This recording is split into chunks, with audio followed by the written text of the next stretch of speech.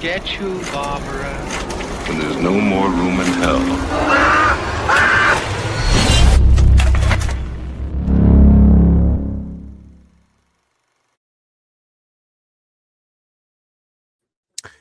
And we're live. What's going on, everybody? Happy Sunday night to you all.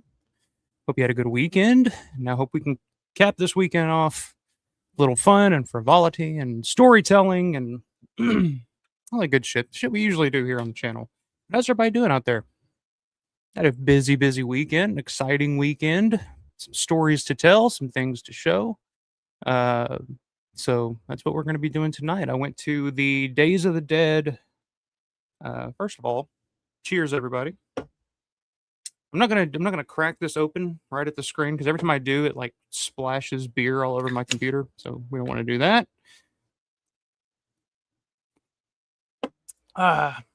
One more beer before we're back to the work week. But yeah, I went to the Days of the Dead Indianapolis yesterday. It was my first trip to the Days of the Dead up in Indianapolis. Really, my first trip. Well, it was not my first trip to Indianapolis, but second trip, I would say, because I did go to Brickyard 400 a couple years ago in Indiana. But you don't really see, like, both times that I've been to Indianapolis, I've never actually like been through downtown or really gotten into Indianapolis. It was like the convention was also kind of on the outskirts of Indy, so you really didn't see much. That was fine for me. Uh, didn't want to deal with the downtown traffic or anything like that. So yeah, went to the Days of the Dead Indianapolis. So they were having a Dawn of the Dead reunion. Scott and Ken and Gaylen were there. John Russo was there, who's not part of the Dawn reunion, but a Romero alum. Eugene Clark was there as well, and probably the person I was most excited to to finally meet and get to talk to in person was Norman England, who will be on the channel next weekend. He will return to talk about his new book on the set of Resident Evil 2, the TV commercial, which I just finished this week. Fantastic read, real quick read, some really amazing photos in here, real trip down memory lane. Kind of covering that time period, the late 90s, Resident Evil 2, Biohazard 2, whatever you knew it as. And just really a log of his journal of being on the set, taking photos, interview with George, interviews with Brad Renfro, an interview with Pat Buba. Really, really interesting, really fun book that I can't wait to talk to him in more detail about next week. Matt Landrum, Drone of the Dead, will be joining on that conversation as well. So that'll be really fun. He's also read the book. So we're going to do that and branch out and talk all things Romero with Norman. I found that out very quickly yesterday when I got the chance to go up and kind of hang out and talk to Norman. It's like you plan for one thing and then, like, time goes by really quickly. We'll get into it, but it was great meeting Norman. Great finally meeting his wife Miyako. Who, as cool as Norman England is, and as much as I enjoy talking to him, it was even more of a pleasure about meeting Miyako. Just a sweetheart of a girl. Really, really cool meeting her. And yeah, of course, we'll talk about the vendors and let you guys know what the convention as a whole was like. Because, like I said, it was my first trip to Days of the Dead in Indianapolis. We did go to that Days of the Dead in Atlanta a couple of years ago, but that was kind of a skew because there were some people that were supposed to be there that ended up having to cancel because I think that was right around the time that they had some really bad flooding in Atlanta. So yeah, this was really my first experience with Days of the Dead as a convention. The one up in Indianapolis. I guess they're all run by the same people, but yeah, we'll talk about it. Talk about the vendors. Talk about some people that I got to meet. Some running into some fellow friends of the channel here that I'll give a shout out to. Picked up some cool stuff. Picked up one big-ish item that I just couldn't pass up. So I'll show that off. And I've gotten a few things in the mail over the last week or so as well that we'll show off and talk about. So lots to talk about, lots to do. But before we get to any of that, let's check out, see who we got in the chat. Larry, what's going on, brother? WGON TV says, can't wait to hear how things went. Meeting Norman and Miyako, love them. Yeah, it was a really, really good time. Really great to finally get a chance to talk to those guys. And I'll tell you this, Larry, in our conversations, you came up, and I'll let you know, I'll tell you, I don't think Norman would mind me saying this, but he had nothing but the nicest things to say about you. So yeah, Norman is a fan of our beloved Larry as well. So but good to see you, man. Yeah, we'll definitely get into it. I'll talk about it. And also the trip home was a fucking nightmare. I didn't know if I was going to make it or not, but that was really the worst part of the trip was the drive home. We'll talk about that too. I've got Michelle in the house. What's going on, Michelle? Says, hey, oh, peeps. What's going on? We're here. Now we wait. There's got to be a build up, We've got Matthew Burrill in the house. Is it Beryl? Burrill, 1982. Either way, what's going on, brother? Good to see you. Bonnie Bailey. What's going on, Bonnie? Good to see Bonnie as always. Hope you're doing well. Wata. Wata. Howdy, y'all. Howdy, Wata. That's the best way that's as good as it's going to get from my pronunciation of that. It sounds right to me, and it sounds cool, looks cool, so we'll go with that. Steven Ustrack Jr., howdy campers. No emojis this week. What's going on, brother? I'm used to the usual emojis on your comment. Are you feeling okay? Are you doing okay, man? You think this is a goddamn field trip, people? This is a fucking war. What is that in reference to? Oh, are we talking? It's always a good time to quote. Well, I mean, it is a good time to quote Day of the Dead because is it today? I thought I saw somebody post something about is this the Day of the Dead or the date in history when Day of the Dead premiered? I could be wrong about that. You see that shit all the time, especially with Dawn of the Dead. Dawn of the Dead, it seems like at least once a month, somebody somewhere posts today, Dawn of the Dead premiered in the U.S. on this date in, November of 1978. And you're just like, no, that's not right. But for some reason with Dawn of the Dead, I guess it's just the way that movie was released. There's some confusion out there about it, of when it actually got a proper, national release or whatever. But yeah, I do think Day of the Dead, it was probably, if it wasn't today, it's around this time. So I'd have to go back and check. Jeff, what's going on, brother? Down is up. Down is up. What's going on, man? Larry, you're the best. He is the best. He is the best. He's the best around. JD, what's going on, man? It says, hello, all. Hope everyone had a great weekend. Hope you had a good weekend too, my man. I appreciate that. Another one of our channel members here.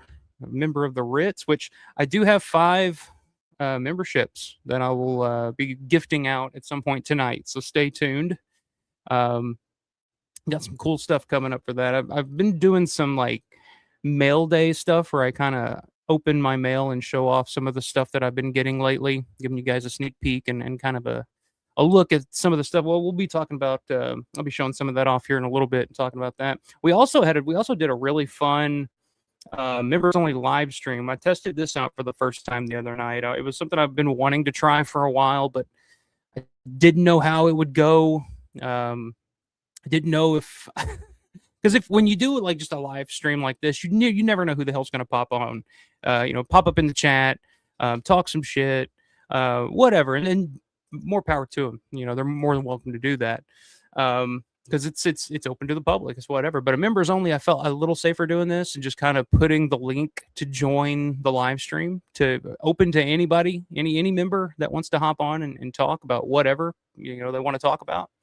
So we tried that Thursday night and thought it went really, really well. Only was planning to do about an hour or so. I didn't want to keep people too long, and we ended up going about an hour and a half. Larry hopped on with us for that one for a little bit. Stezio was in there. Ed Trader Music Entertainment was in there. Michelle Synth was in there. So I mean, it was packed house. We had a fun conversation, fun time. So I might be doing more of those down the line. First one went well.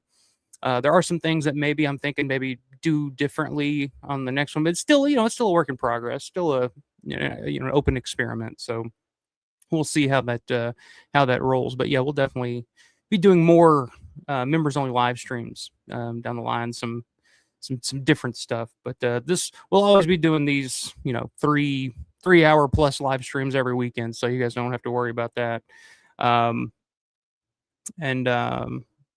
Let's see, where was I just went off on a tangent, but good to see you too, man. Larry was saying I missed vending at that show. I had a lot of good times vending there from 2014 to 2019. Yeah, I would say the vendors, I was pretty impressed with some of the vendors that they had there. Some pretty cool shit. There was one of the things that really jumped out at me. They had one of the original Creep Show posters, not the one with the ticket booth, the skeleton in the ticket booth, but the original the comic book front. One sheet for Creep Show, and it was autographed by Tom Savini, and it didn't have a price on it. So I asked the guy that was vending, I was like, just out of curiosity, because I know those things are rare. They go for some big money. I was hoping maybe he was an idiot and was like, oh yeah, $50, or something like that. I was really holding out hoping. But no, he kind of, it was a little bit more than what I would expect. I think I think maybe he was putting a little more stock in Savini's signature than was there. But I asked him, hey, how much for that? Because he had some amazing one sheets. That he had a creep show. There was a Four Flies on Grey Velvet original one sheet, Argento, that was awesome. That I would love to have had. One of those massive like foreign posters for Texas Chainsaw Massacre. He had a Demons and a Demons 2 one sheet, Maniac, an original Fulci zombie one sheet. I mean, just amazing shit. Like I would have loved to have had them all. But I was just, curious about that creep show because I've always said I don't own a creep show one sheet. And if I were to get one, that would be the one that I would want, or at least one of like the German one that kind of has that same look.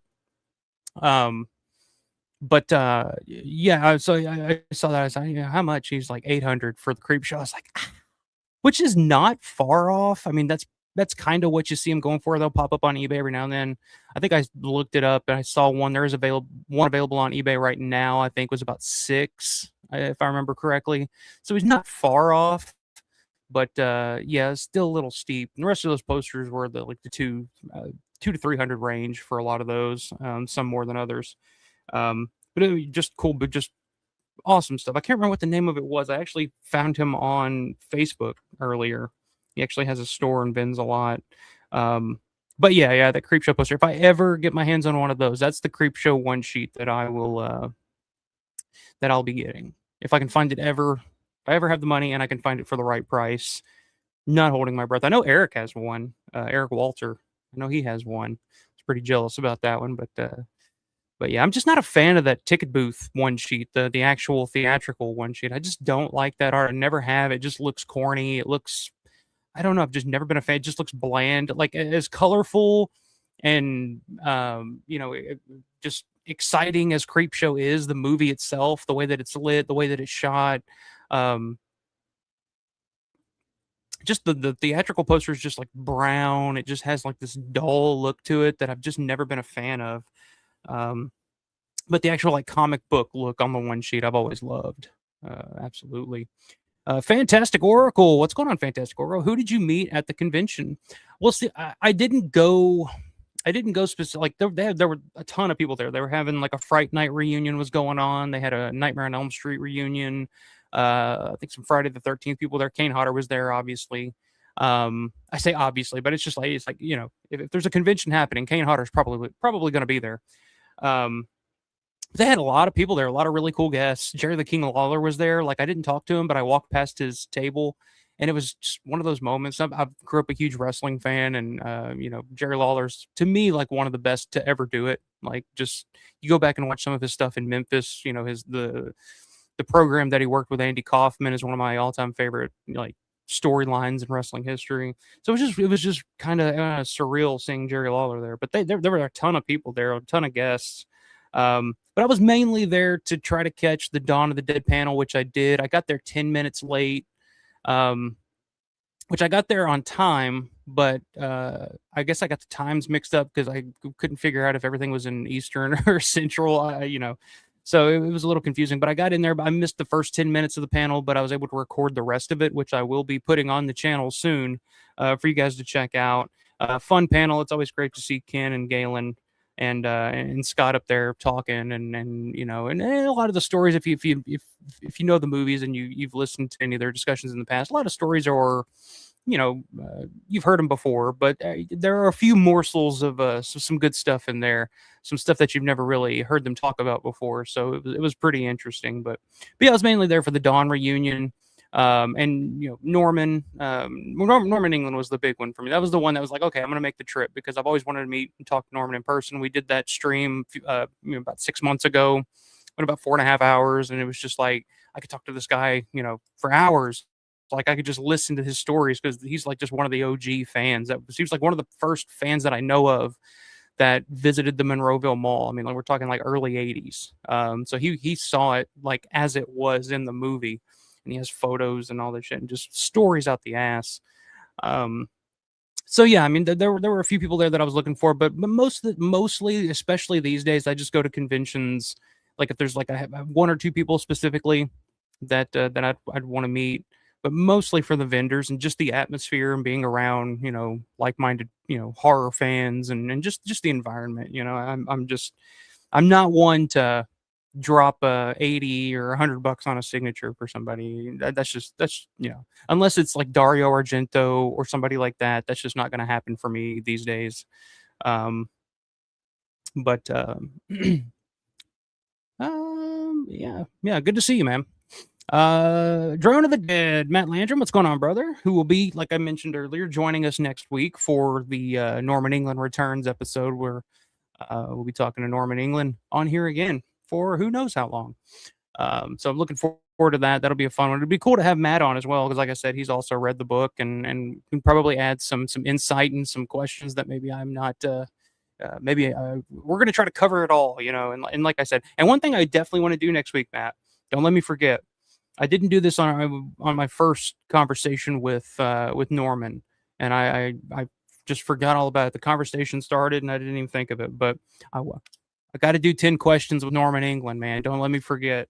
And if you have any that you want to add into that 10, let me know before we get in there, and we'll get them on the record with some of this stuff. Because I for some reason, it just like slid past my mind. But I think that would be really fun to do with Norman.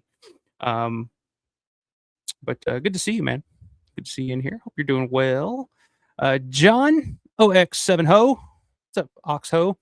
John, I think Day was released yesterday, the 18th. Okay. That sounds right. July 18th. That does sound right. So you may be correct about that. I'm sure somebody will correct me in here. Okay, Matt saying pretty positive. Today is Day's release anniversary. It's one of these days. It's like I said, it's one of these days. It was released at some point around here.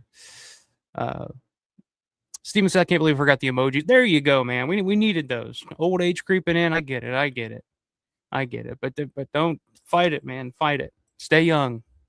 Stay young at heart and use those emojis. Don't become an old crusty fuck. And I'm really bad about that. I tell people that all the time, like if I'm texting or in a group chat or something like that. And it's like if I don't heart something, or there's like a whole like emoji language that I struggle with sometimes, and I feel like an asshole because it'll be like something like somebody says something nice or something, and I'm just like, oh, and it's just like, oh, okay. But everybody else, yeah, it's there's a whole like language that I'm not privy to, I think, but I'm trying to catch up with the youngsters too. Larry says the date for Day's premiere is off too. Okay, there we go. It was released just like Dawn, regionally, different dates all over the country, same releasing company. The premiere date passed a few weeks ago. There we go. All right. So we got 3 different takes on when Day of the Dead was released. And like I said, it was and with it being an unrated film as well, people forget that it probably was limited in its theatrical release. So it was probably staggered more so than if it were, an R-rated film and it could get a national, just a mass release all at once. I would think, but I don't know 100% for sure. That was one of those things we were talking about on the stream the other night. I'm calling it Alfa Romero After Dark stream, where anything goes and anything can happen.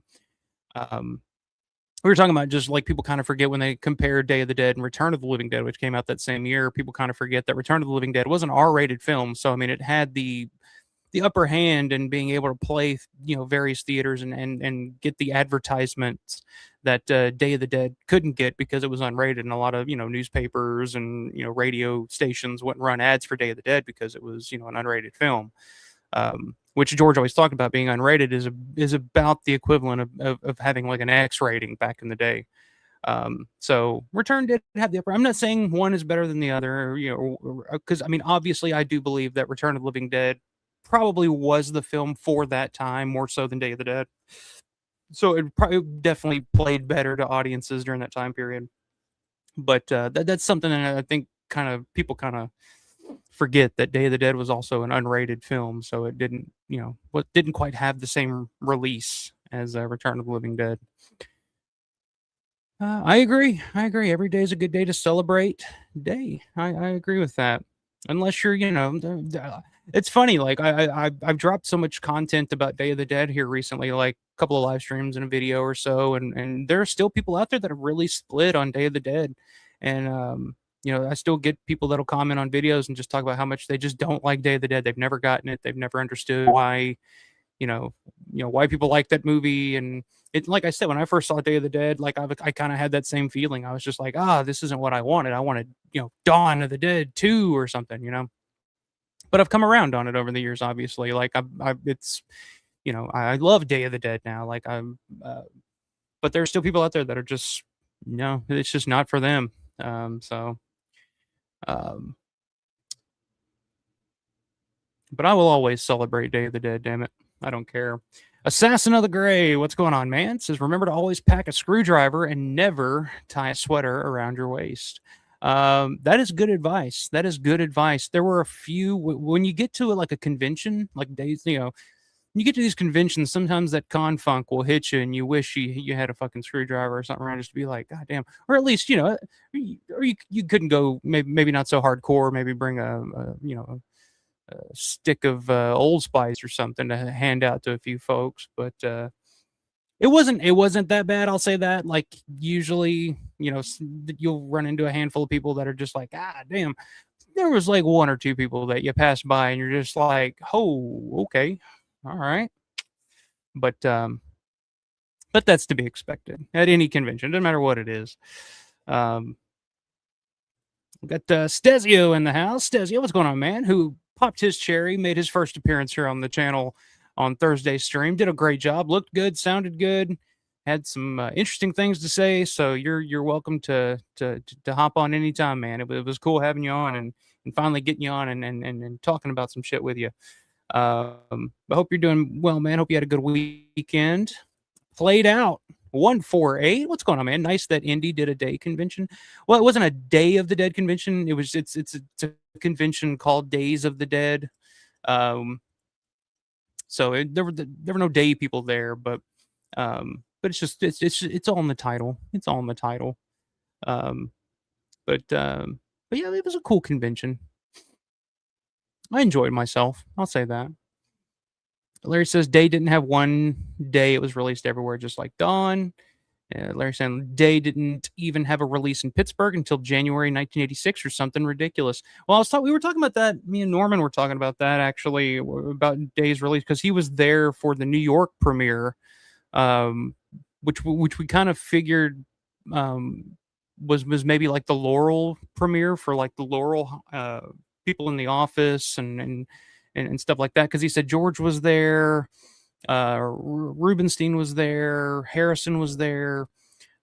He said he didn't remember Laurie being there, but I always remember hearing Laurie talk about going to the premiere of Day of the Dead and people booing at the end.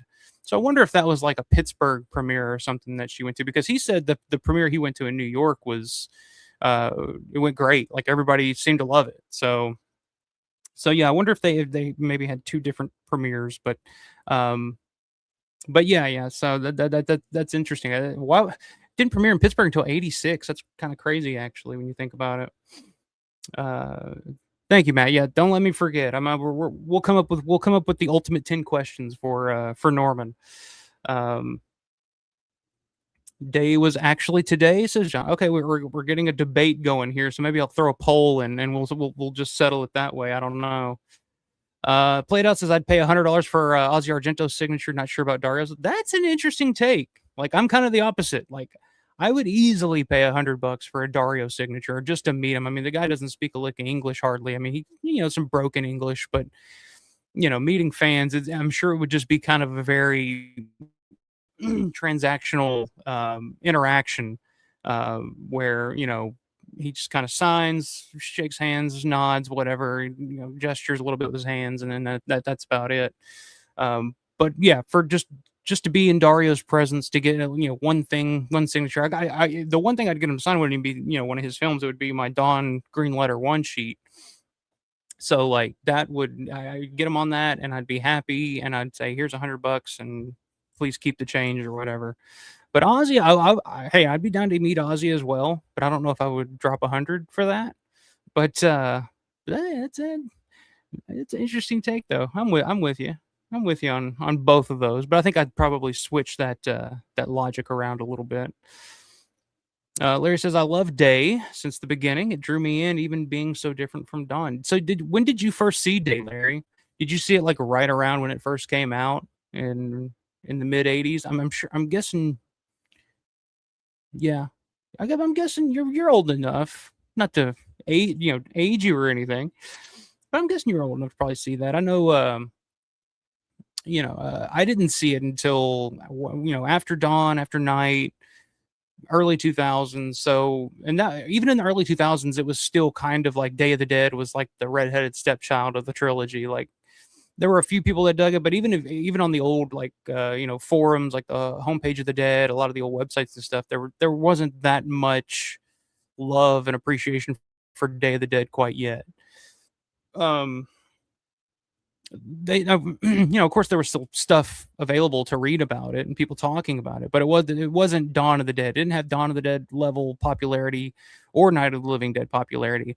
These days I almost feel like Day of the Dead, it's getting close to Dawn of the Dead, I think, for especially a younger generation of people that kind of discovered it outside of its time, because I think that's the thing too. I always kind of felt like Day of the Dead was a little bit ahead of its time too. I felt like I feel like Day of the Dead is more of a '90s feeling movie, with the anger and cynicism that the film has more so than an '80s film. Because you look at everything else that came out around that same time in 1985. I mean, it was a different feel of a horror film. It didn't have the party atmosphere of something like Return of the Living Dead, or the fun teeny bopper popcorn feel of a Friday the 13th or a Nightmare on Elm Street or something like that. It was a serious, angry, dark film. And I feel like if Day had come out in the mid 90s as opposed to the mid 80s, I think it would have worked a little better. But like I said, even in the early 2000s, people hadn't quite caught on or caught up to it yet. But I think over time, like I almost feel like Day is about as popular, if not more popular, than Night these days. And maybe that's because Knight's 60 years old at this point. I don't know, but the popularity has certainly grown, especially after the Scream Factory 4K came out, and you see the popularity of that, and or the anger that came out about that, but.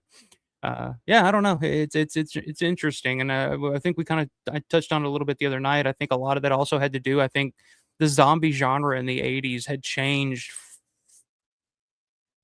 drastically after Michael Jackson's Thriller came out. I think, and this is a conversation that I would love to get into deeper at some point. Do like a roundtable discussion about one of those what if episodes. That I'm actually kind of bouncing around in my head here lately of, and this is a question that Landrum's brought up many times on the channel of like, what if Day of the Dead, George had made Day of the Dead right after Dawn. Instead of going Night Riders, he did Day of the Dead immediately after in the early 80s. There's positives and there's negatives about that. I think one of the positives about that is it would be pre-Thriller. People were still like the zombie genre was still kind of a hot thing. You had all those films in Italy coming out. You still had, zombies were still scary at that point. And then Thriller hits, and then after that, that's kind of Return of the Living Dead kind of takes its cues from Thriller to the point where in Return of the Living Dead Part 2, they have a Michael Jackson lookalike come and do a a spinneroonie and fall down. So I think that also hurt Day of the Dead as well. Like audiences at that time had become so, because Thriller was huge. I mean, it was the thing back in the day. So people had seen Thriller, and to try to make them scared of zombies or take zombie movies seriously again at that point was kind of a hard, a hard mountain to climb for anybody. So then you had your zombie films after that were stuff like Return of the Living Dead, Reanimator, not lighthearted, but more fun, more of a fun vibe as opposed to just like this is the end of the world and we're all fucked vibe. Like nobody wanted that after Thriller. They were just like, no, we want to see dancing zombies and shit. We want them to talk and make jokes and fall down and shit. So yeah, I think that was a big thing too. I think Day would have worked a lot better, no matter what it was, if it had come out prior to Thriller. Because after Thriller, forget about it. Riverman, what's going on, man? Todd's in the house. Everybody check out. We did a live stream Friday night over on the Revival House podcast. It may have been one of the most fun conversations, one of the most fun live streams I've ever been a part of. A lot of good stuff in there. We were looking at the first issue of Horror Fan Magazine, which was a short-lived horror rag that came out in like the late 80s. I think 88 is when it came out. And we covered the magazine, but it was just like, it was just a jumping off point for other. We took so many left turns and U-turns on that I was in tears and laughing at one point from one of the conversations, one of the stories that Aaron tells. And then that just took on a life of its own. So check that out. Go check it out over on the Revival House channel. And I think we're going to be doing some Fangoria soon. So stay tuned for that. We'll be going back to the old issues of Fangoria magazine soon. So yeah, I always have a blast. Always have a blast hanging out with you guys. Matt saying, me too. Larry Day changed my life and opened the door for Romero. Yeah. We'll definitely touch on next week talking to Norman too, because I know Norman mentioned to me, and I think he's mentioned it somewhere else before because I remember hearing it, that his next book, the next book that he's planning on doing, is a Day of the Dead book. So I'm excited to see what that's all about. And we kind of, like I said, we were talking a little bit of Day of the Dead yesterday. So Balazi, what's going on, brother? Says I've met Dario and Azia, and both are super sweet. Well, I know Felsher's famous Azia story. You pretty. But yeah, I'd love to meet them both. I've been a huge fan. Like I said, Dario's probably my second favorite director of all time, and Azia is my future ex-wife. So, would love to meet them both at some point, so I can make two dreams come true. John says, like Day from day one, I thought the zombies were top notch. Reminded me of Michael Jackson's Thriller music video at the time. Okay, well there you go. That's like the opposite of my take. So you obviously seen it in a different light than I did. But I often think like that's the smartest thing that Dan O'Bannon did with the Return of the Living Dead, because of course it was originally a John Russo story based off the novel. They kind of purchased the naming rights for the novel from. To do the movie rights for the novel from John Russo, and then pretty much just redid the whole thing because the novel has nothing to do with the movie, or vice versa. But I think that's the smartest thing Dan O'Bannon did, was he kind of took his cues from Thriller and was just like, okay, people want a more rock and roll party feel to their zombie films, and that's exactly what the audience was looking for at the time. And then in Return of the Living Dead, I had somebody comment that, Return of the Living Dead was a better sequel to Night and Dawn than Day was. And I don't agree with that at all, because I feel like Return of the Living Dead, as good as it is, and as much as I love Romero, that's a movie that Romero would have never made. Romero would have had no interest in making a movie like Return of the Living Dead. Not to say that there isn't any like social commentary or anything like that in Return, because there is, if you're looking at it. But Romero, I don't see him making that movie, especially at that time, because Day is an angry film, and Romero was at a crossroads in his career, and was kind of had a lot of anger in him, and it shows in Day of the Dead. So that wasn't the type of film that George would have made at that time, or if ever, honestly, in my opinion. But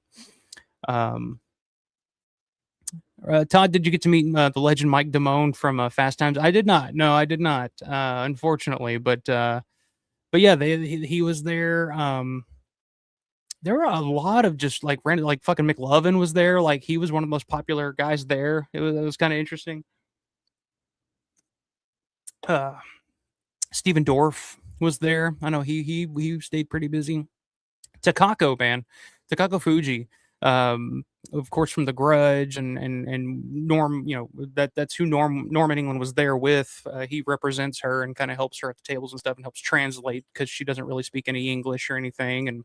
And man, you talk about popular. I mean, she was in makeup and everything, and she stayed busy the entire time that I was around the table, and just the nicest, sweetest person in the world. Like, so fun. One of the things I'll go ahead and show you guys that I kept just as like a gift from Takako. Um, just as we were hanging out, she handed me a package of, this is some type of Japanese snack cakes or something. That she was hungry, she was tired, and she was pulling them out, and she's like, she handed me one. She was like, "There, you have one." I'm like, "Well, thank you."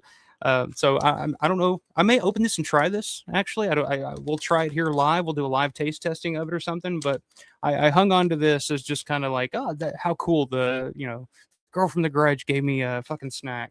I'll hang on to that. But just nice this party. But like I said, just busy the entire weekend. But having the time of her life, like, just couldn't have been nicer. Larry says, I rented Day on VHS from the video store immediately and connected 2 VCRs to record it for home viewing. Smart man. That's how man, when I was younger, man, we didn't buy VHS tapes. We rented them, and we fucking dubbed them or whatever with the 2 VCRs, and that's how we had all of our that was our movie collection back in the day. That's how I discovered all the movies and shit that I fell in love with when I was a kid, was those tapes, the 3 movies on 6-hour tapes recorded on like SLP, horrible quality, but whatever, we had them, we could watch them whenever we wanted, and fuck them, fuck that FBI warning at the beginning. For home viewing whenever I wanted. It also had a copy protection, and it would blow out the contrast, light to dark. Yeah, some of those tapes didn't was it Media or Thornium I had a lot of those on them. I think it was Media had a lot of the little tab on it that would stop you from doing that. But I think there was a secret to that where you could even remove that tab, and there was a workaround. I can't remember what it was. We're talking years and years ago, but yeah, that's I know all about that world, man. Yeah. Larry's been collecting since he was born, I'm sure. Larry came out the womb hitting up fucking flea markets and eBay, man. Larry says, I watched it over and over, all messed up until it came on cable. Then I recorded it from VHS or HBO or whoever showed it. Still have my toys from earlier than that, Michelle. Comics too. I've always been a collector. I wish I still had a lot of my old toys, man. I used to have so many wrestlers, my WWF action figures back in the day. I look at some of those now because I had them all. I had a ton of them, and they ended up either getting broke or thrown out or just losing them. And I see them all the time at like the collector toy stores now, and they're going for like $100, $150. I'm just like, God damn. I was a fucking idiot when I was a kid. Why did I play with those things? I should have just sat there and stared at them and waited for the time to sell them and make that money. But I didn't give a shit at the time. I used to have one of my favorite toys ever, and I used to play with it for years and years and years. I used to have an Arnold Schwarzenegger Commando toy. Did anybody have the Schwarzenegger Commando toy where you could take all his clothes off and he just had the little black underwear and the boots, and he had the black marks going across him? I had that thing for years and years and years. Anyway, that's the toy that for some reason I'll never forget.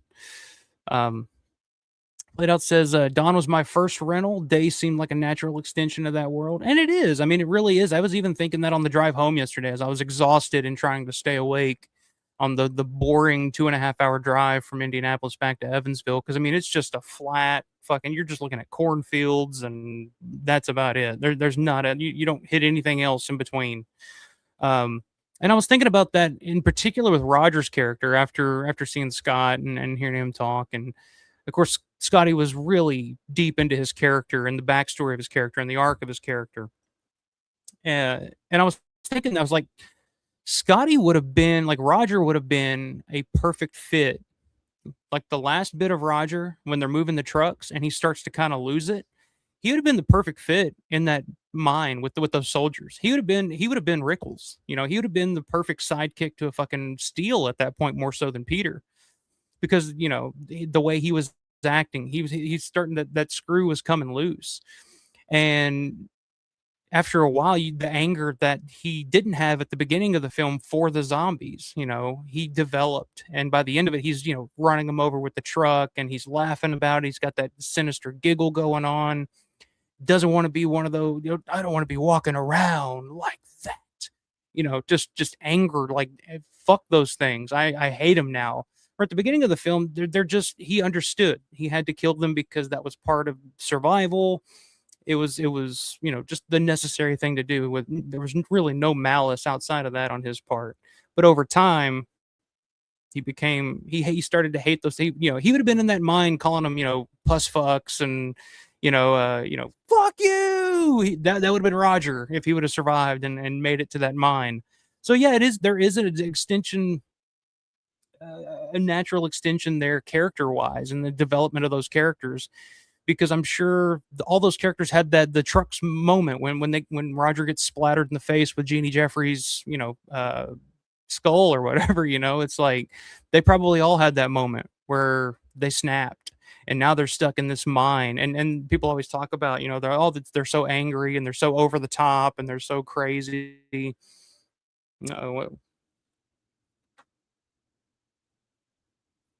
My computer's making noise here, but they're so over the top. But it's because they fucking snap like Roger, and Roger was basically acting when he's moving the trucks, acting like one of those soldiers, just out of it. Anyway, that was just that's what I think of on long drives home. I start to pick apart these movies even deeper because I'm just on that spectrum. John says, love Cinemax in the 80s for the horror movies. Can't remember if I saw Day on VHS or Cinemax first. I rented it, man. My first rental was the media VHS of Day of the Dead. And wasn't for me. I didn't like it that first time. I was just like, ugh, these people are just fucking sitting around talking. Where's the action? Grande, what's going on, brother? I laugh my ass off. A spinneroonie, basically. I mean, that's what it is. He comes in and does the Michael Jackson 360 and falls down. It's a goofy part. And I remember thinking that because I've been watching that here recently with my daughter. She wanted to watch it again, and I was like, all right, we'll give it a shot, because it's one of those movies. It's a horror film that it walks that border of being like for kids, kind of. It's not for kids, but it's fairly kid friendly. I mean, it has a kid in it as its like main character.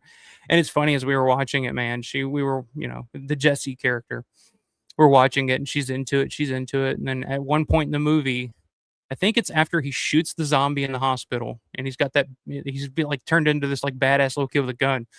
She looks at me and she says, Daddy, I love that boy. I was like, oh no. I was like, what, do you think he's cute or something? And she's like, yeah. I'm like, oh God, it's starting already. You're 5. Calm down. But good to see you, man. Yeah, I was thinking about you all weekend too. Because I know how big of a fan of Takako Fuji you are. And I was like, man, yeah, she's pretty fucking awesome. Big missed opportunity not having Booker T be a zombie and land and bust out a spinneroonie. Again, yeah. Maybe not so much land, but maybe that probably would have worked in survival when it got a little too over the top goofy, when George was just kind of at the end of his rope. I think it was just like, fuck it, I'm gonna have fun. Yeah, get Booker T in there, do a spinneroonie, and then blow him to pieces or something like that. Excuse me, ma'am, this is not a Booker T, this is a Big Daddy. Yeah, dude, I'm telling you, like, Booker T would have been a much better Big Daddy than fucking Eugene Clark was. God bless him, the Jar Jar Binks of the Romero films. Big Daddy. Hey, still out there making that money, so good for him. Larry was 11 when Day hit video in 86. Okay, so you were at that right age, the perfect age to see something like Day of the Dead. Yeah. Excuse me, ma'am, I didn't order a chimichanga. Larry told me this place was good. So it's good. Oh man, that was something. What was the name of that restaurant, that Mexican restaurant in Monroeville? I can't remember what the hell the name of it was, but yeah, we're sitting there, we're ordering, and fucking Will is, I'm going to be real difficult here for a second. And we're like, oh, here we go. About 15 minutes later, the poor waitress looks like she's ready to go back into the back and put a gun in her mouth. And I'm just like, God, that's our Will. It's like, what is this? Can you get it like this? I want this, but I don't want this. Can I get it like that? I don't think I want that. What is this? Like, all right, come on, Grandma Will. Blythe says, could you imagine Booker T and Land being like, can you dig it, sucker? Telling you, it'd been a better line of dialogue than or whatever the hell, Eugene does in that movie. Takako Fuji is the best. Loved her. Yeah, she was awesome and just having a blast the whole weekend. But by the end, yeah, she kind of looked at Norma. She's like, I'm tired. Norma's like, we got 45 minutes left. We'll try to get out of here as quick as we can. But she was running all over the place. She had 2 photo op sessions. One without makeup, one with makeup, and then she was in makeup at her table. And like I said, it was just a constant stream of people coming by for autographs and photos and stuff. So, from what I hear, she did pretty good this weekend. So I'm happy to hear that. This is some real fantasy booking here. Yes, hitting a scissors kick to Simon Baker would be the cherry on top. I think we'd all be okay with that. Fly says makes me want to go watch some WCW. It's always a good time to go watch WCW, man. Old school Roddy Piper was my favorite. Hey, They Live. There you go. There's a wrestling horror reference. Yeah, I loved Roddy Piper, man.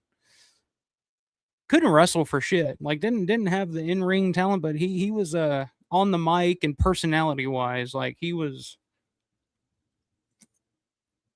There were few better than Roddy back in the day. Stugas, what's going on, brother? Grant's in the house. I have 2 Arnold Terminator 2 toys from my childhood. Funny story about that.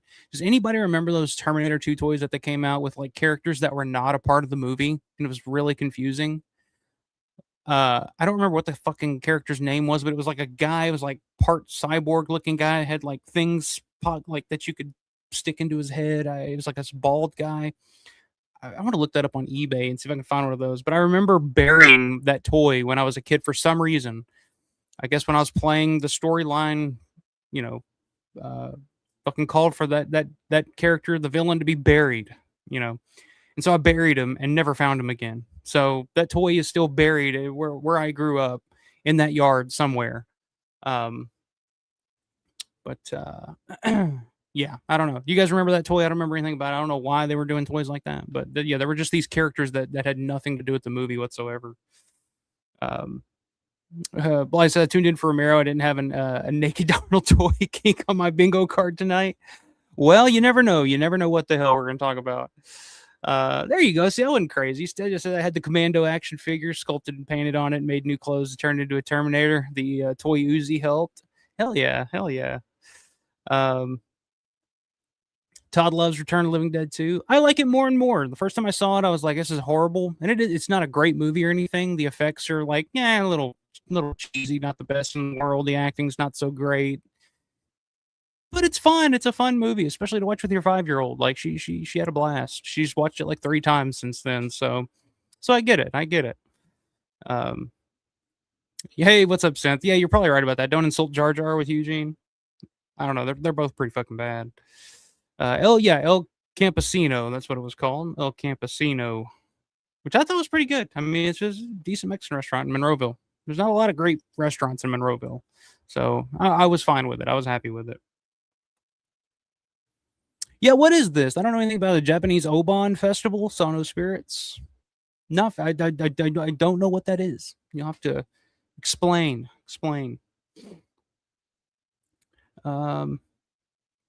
Yeah, we're way off the map here. Talking about Iron Sheik. Yeah, Iron Sheik after wrestling was probably my favorite. I figured you probably would, Buzz. You still have your T2 toys. Big Arnold guy. But yeah, real quick before I get started, we'll start talking about Day of the Dead or Days of the Dead. We've already talked about some Day of the Dead tonight, but we'll talk about some Days of the Dead. I'll show you some of my pickups. I'll talk about getting to hang out with Norman here in just a second, but I do have 5 memberships that I can gift to 5 lucky viewers tonight. So I'm going to do that right now before we really get started. Let's see. And I figured out how to do it. I was going to do it last week. but completely just blanked. I couldn't remember how the fuck I did it, but I figured it out. So I'm gonna gift 5 memberships here to 5 lucky viewers, unlucky viewers, however you want to look at it. So let's see. All right, gifting 5 here. Let's see. Who are our lucky winners?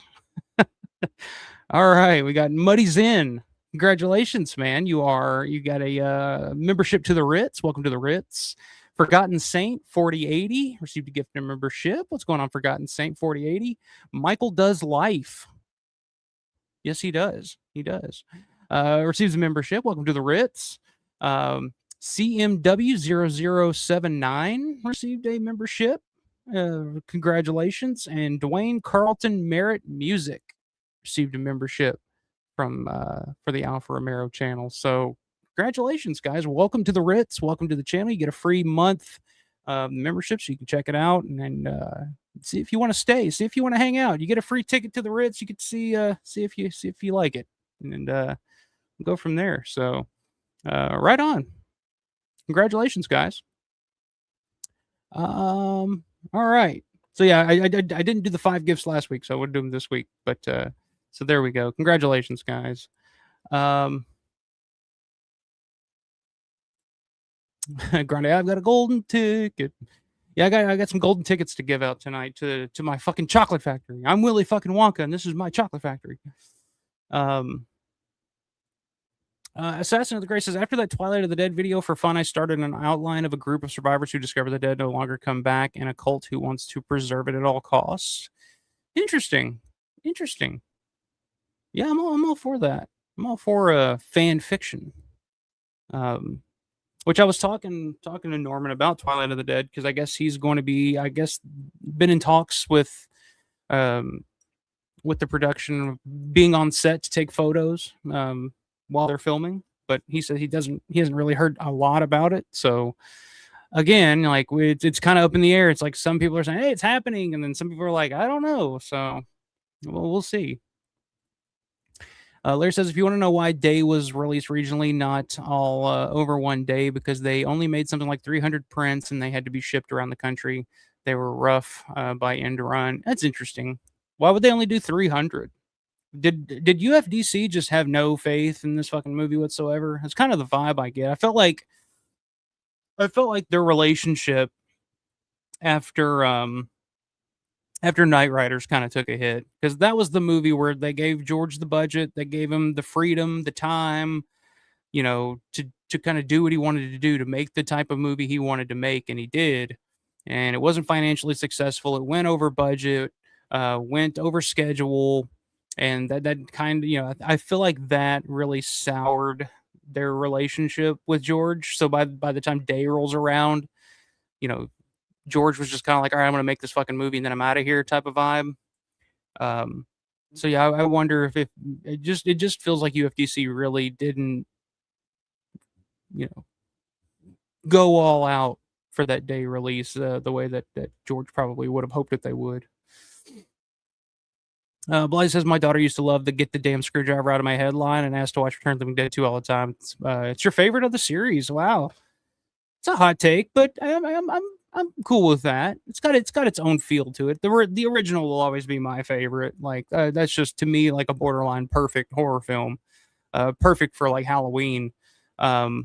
But yeah, it's funny, like that scene, the damn, "Get the damn screwdriver out of my head." When I first showed that to my daughter a couple of years ago, that was the point where she was just like, okay, this is too scary for me. I don't want to watch this. Like, she made me turn it off. But we went back to it, and she kind of enjoys it now. I mean, she was a little young for Return of the Living Dead 2, but also at the same time, she was watching, Child's Play and shit. So it was just like, all right, where is the line here? I don't know. Blasey still plays with the T2 toys. I'm not gonna lie, I still have some toys that I play with. Like if I'm just sitting there watching a movie or something, like I'll just take them out and I don't know, just kind of fiddle around with them a little bit. I only have a couple of toys that are out of the packaging, but it's always fun. Like my daughter and her cousin were up here earlier tonight, And my daughter was showing her around the room, being like, "Oh, that's Bub," and "Oh, check this out." And she was showing her my Big Daddy. I have a Big Daddy action figure and a Butcher Zombie action figure, and they started playing with those. And her cousin's like not exposed to any of this ever, so I was just like kind of skittish on like, should you be looking at this? Are you gonna get in trouble? Are you gonna have nightmares? But she was just like, "Oh, this is cool," like I dig it. Um, but yeah, I still play with them sometimes too. I can't fucking lie. Muddy's Inn is going to the chocolate factory. It's right down the road, right down the Hershey Highway over there. You can't miss it. Yeah. I mean, I think we all do. Come on, if you got toys, play with them. Play with them. William Kolb, what's going on, man? Kolb. I said Kolb again. My bad. William Kolb, what's going on, brother? Fellow Evansvillian in the house. What's going on, man? Justin Moreno popping in. What's going on, Justin? Good to see you. Still saying congratulations to the 5 lucky winners of the Alpha Golden tickets. A lifetime supply of zombie chocolate bars are yours. And if you come into the Ritz and you fuck around too much, you might end up getting killed in a furnace, or you'll turn into a blueberry and you have to be squeezed to death, or you'll fall down the egg chute. The educated egg will let us know if you're a bad egg or not. Come to think of it, that chocolate factory was really fucking dangerous, and it was kind of irresponsible to invite children into it. But well, what can you do? Who might have questioned the great and powerful Willy Wonka? You're saying it was most likely money. They weren't a major company and didn't have the kind of money to do thousands of prints. They were already overextended with the money and the movie cost alone. That's true. I could see that. Since then, sadly, UFDC gave more promotional love to Class of 1984 and Kentucky Fried Movie. Yeah. Like I said, I just felt like it just feels, especially going back and like, which it's so interesting when George would talk about Day of the Dead now, or before he passed away, he would always talk about how much he loves Day of the Dead and how much it was his favorite of the zombie films and how much fun he had on set. But a lot of the times, like if you come across like an interview with George, like it's in there's actually a quote in Norman's book, which is available now on Amazon if you want to pick it up. Highly recommended. I'm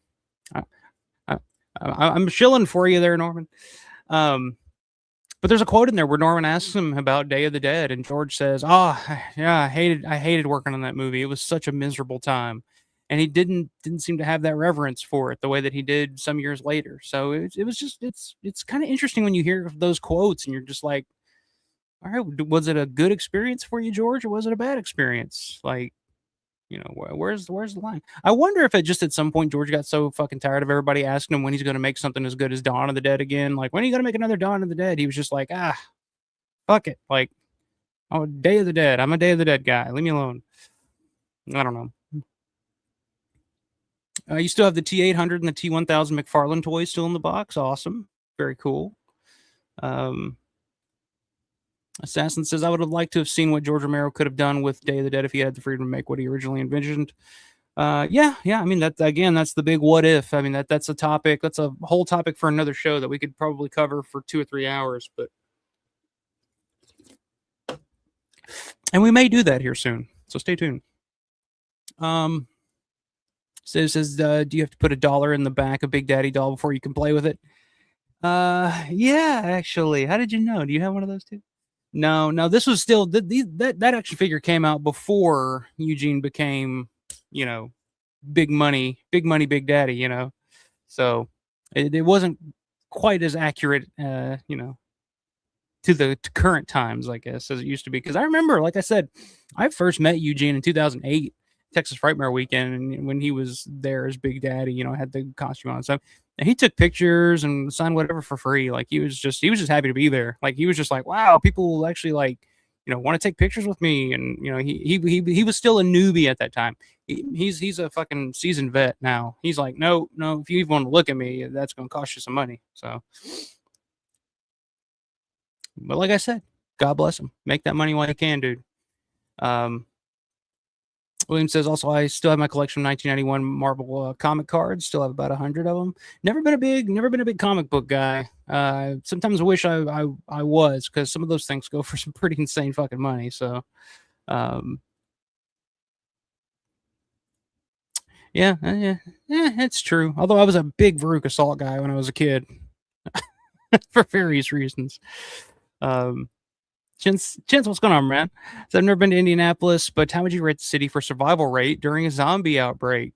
Well, see, that's the thing. Like, I've only been to Indianapolis twice in my life, and both times I was barely in Indianapolis. It was like on the outskirts. I went to the Indianapolis Motor Speedway a couple years ago, which is kind of on the outskirts of Indianapolis, and then the convention was at a hotel, which was kind of on the outskirts of Indianapolis too. So I've never actually really been in metropolitan Indianapolis, like downtown or anything like that. So can't really say, but um, it's no Pittsburgh.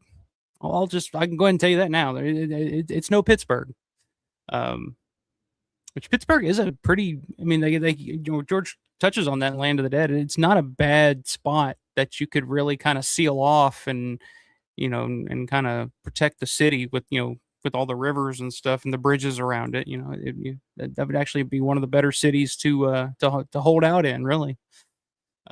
Satan, Satan, you say God, I say Satan. Hello, says Satan. It was good to have Satan in the house. Is that where you got your name? I've been meaning to ask you that. The Satan, the Marilyn Manson song, Satan. So I've been wondering that. I've been meaning to ask you that. Larry says UFTC was actually smart to not make 1,000 prints. The movie flopped. That money would have been wasted on all those prints. Again, it's a what if scenario of like, what if Day of the Dead had the R rating? Would it have been more successful? Let's say the movie was still the same, but it didn't have the same level of gore and all that George wanted, but it was R rated. Would it have been more successful? Would it have been a better movie? That's another debate for another time, but would it have been as successful or more successful if it had gotten an R rating and had the ability to be advertised and pushed in the mainstream, like something like Return of the Living Dead was? I mean, again, that's another big what if. Like I said, I don't think it would have made the movie any better, but it may have helped its box office success at the time. And of course, this was before, kind of like what he did with Land of the Dead, where he released it R rated, but then at that point we had DVD, and that's when everything would get the R rated theatrical release, and then the DVD would be unrated. So, yeah. It's just another big what if. Blasey says time changes perspective on things. I think he even warmed up to it after some time passed. He must have, because like I said, I've seen a number of quotes here recently just from the time period from the 90s. Like I said, that interview that Norman does with him in that book is from 97.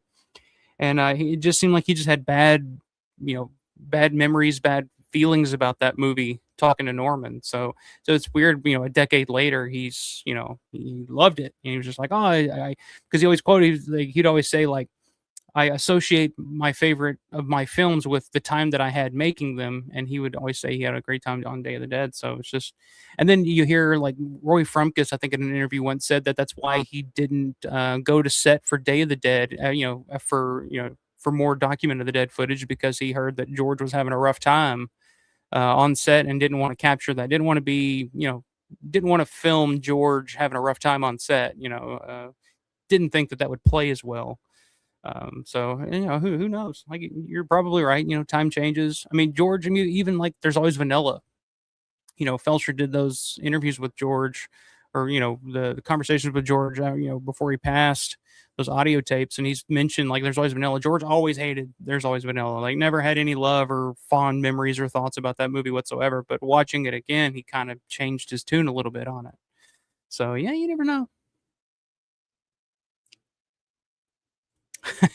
Yeah, that's a good way to put it. Eugene's an example of the absolute power adage. I don't know if he has absolute power or anything like that, but he did I think he's come to realize that, like, at these conventions, like, you're there to make the money, and he's like, yep, that's what I'm here for. Which, speaking of, I mean, he was at Days of the Dead, and again, it was just one of those things where it's just like you kind of pass by his table and you kind of give him a nod, you say what's up, and then you just kind of keep moving before you know. I made that mistake once. I don't want to do that again, because then he's just the ultimate salesman type of vibe, where he just kind of draws you in and kind of won't let you leave until you buy something. And if you just kind of walk away, you feel like you were just rude or something. I don't know. I don't want to be rude to him or anything, but no, I don't want to spend $200 on your shit, Eugene. Sorry. I've already bought your CD, man. Come on, like, give me some credit for that at least. Jeff says, really, Veruca Salt was the one that did it for you. Yeah, man, Veruca, she had that little bit of attitude. She, when I was a kid, man, that's my girl. I don't know if that says anything, but the band or the girl from WWCF. I don't remember what I was talking about. I don't know what WWCF is. So the band. We'll just go with that because I don't know what the girl from WWCF. Oh, Veruca Salt. I gotcha. Okay. The girl. The band. I can take it or leave it. Yeah, there you go. See, I thought so. It's a good album. It's a good Manson album, actually. Underrated. Yeah, I'm with you. Chin's saying Pittsburgh has a lot of rivers and hills that would make selling off sections of the city. I think a city like Philly, New York, Chicago, and Los Angeles would be death traps. Yeah, probably so. Yeah, that'd be an interesting question. Best cities for I'd get the fuck out of a city, any city. I'd get the fuck out as quick as I could. I'd be like the Dawn guys. In a chopper trying to find a shopping mall somewhere or something. That is true, Chance. I mean, we can joke about it all we want, but he does go all out. Living Dead weekend. I mean, he does it even at Days of the Dead this weekend, full costume, contacts. Gets in full character and gives you the Big Daddy experience. If that's what you're looking for, if you're a Big Daddy fan, like you're gonna get Big Daddy more so than you're gonna get Eugene Clark. So you got to give him credit for that. He's dedicated. He's dedicated to the part, and he sticks with it. And he tries to make it fun for you. So I just think it's a little out of my price range for somebody like that. But that's just me. Yeah. Not saying you're wrong about that, but like I said, if you're a fan of Land of the Dead, if you're a fan of Eugene, it's worth it. I mean, if that's what he gets into the character. He gets into it. You're like I said, you're getting a photo op with Big Daddy from Land of the Dead. But again, for me, that would be like getting a photo with Jar Jar Binks if I were a fucking Star Wars fan. But that's just me.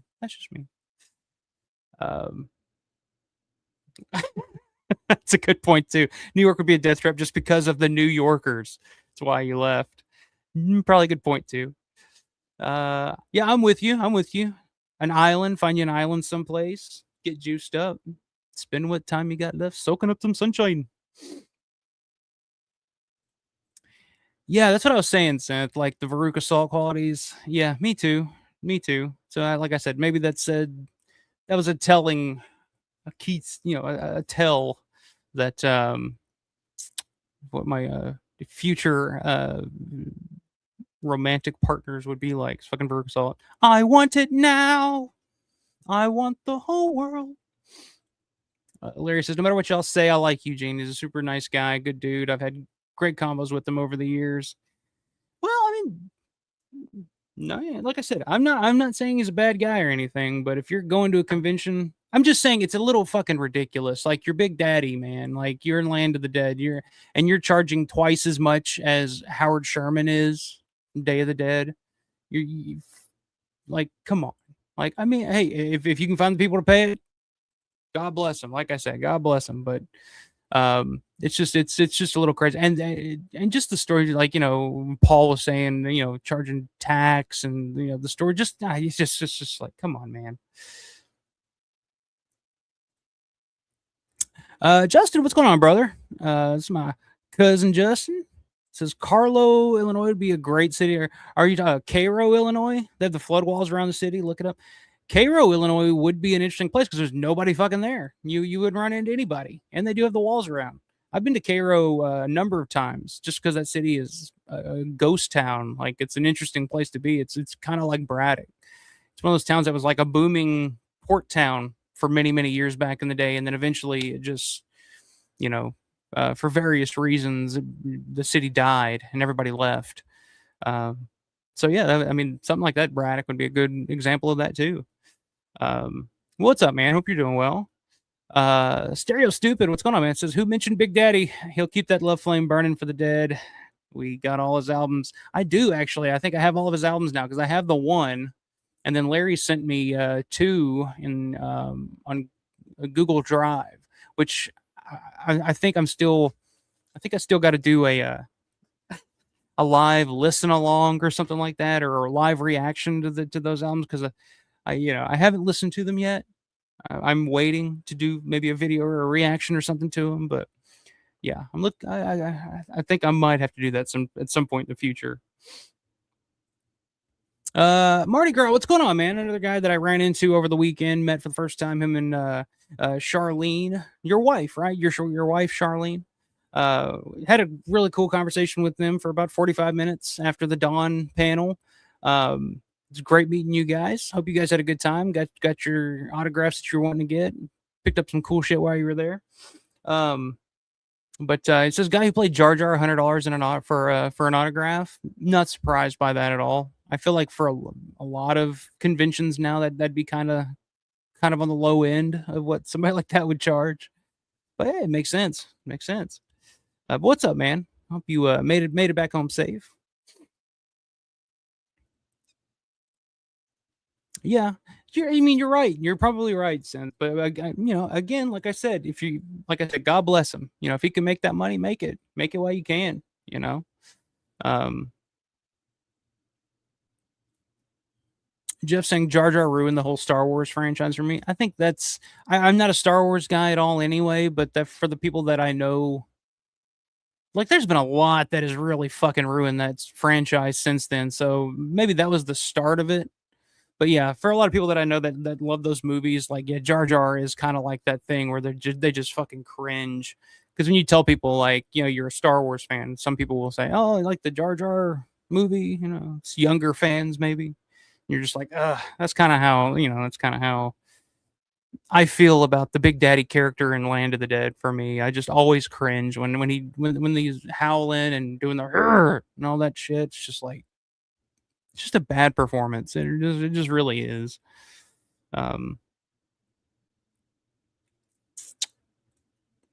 Michelle says, was me, Eugene Clark charged. That's right. For Derek's signature when I met him in Calgary and got a signature for myself. He was significantly cheaper. Well, he didn't have to travel as far. I mean, he's a Canadian actor. So, I mean, he's from Canada. So he didn't have to travel as far. So maybe, maybe that was why. He's a little more accommodating north of the border. But all right, I mean, anybody else? We'll start showing some shit off. I'll tell my Days of the Dead story here. Thoughts on the show.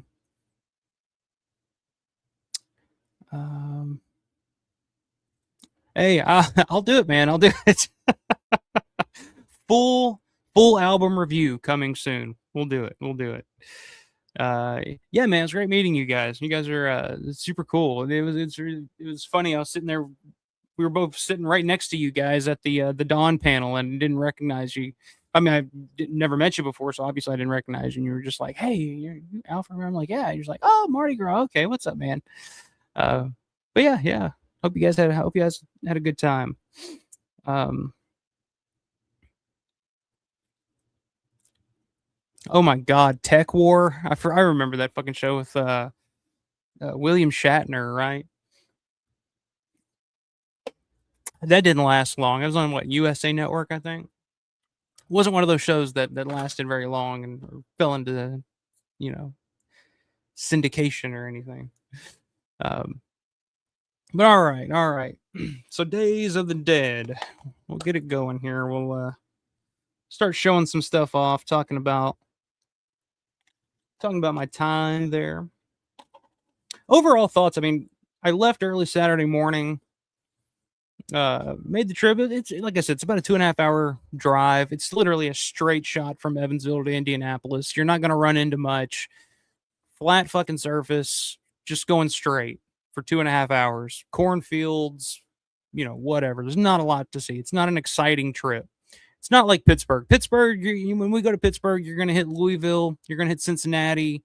You're going to hit Columbus. You're going to hit, you're going to hit some spots on the way there, some shit to look at, if you want to stop for some reason, No. But again, it's a 2.5 hour drive, so it's whatever. So I get there. around 11 o'clock or so, around 11:30. Took for fucking ever to find parking. The parking at the hotel was like the Marriott, I think, on the east side of Indianapolis. Decent enough hotel. Not super nice or anything, but it's a good sized hotel. Perfectly fine for a convention. Had a nice bar area. I'll say that. Um, but anyway, I get there, couldn't find parking anywhere. Took me literally about 25, 30 minutes to park, and I'm starting to freak out. I'm like, where the fuck am I going to park? Because trying to get there in time for the dawn panel. I wanted to catch that first and foremost, because that was at about 1 o'clock. So I wanted to get in, get my ticket, and figure out where everything was and get settled.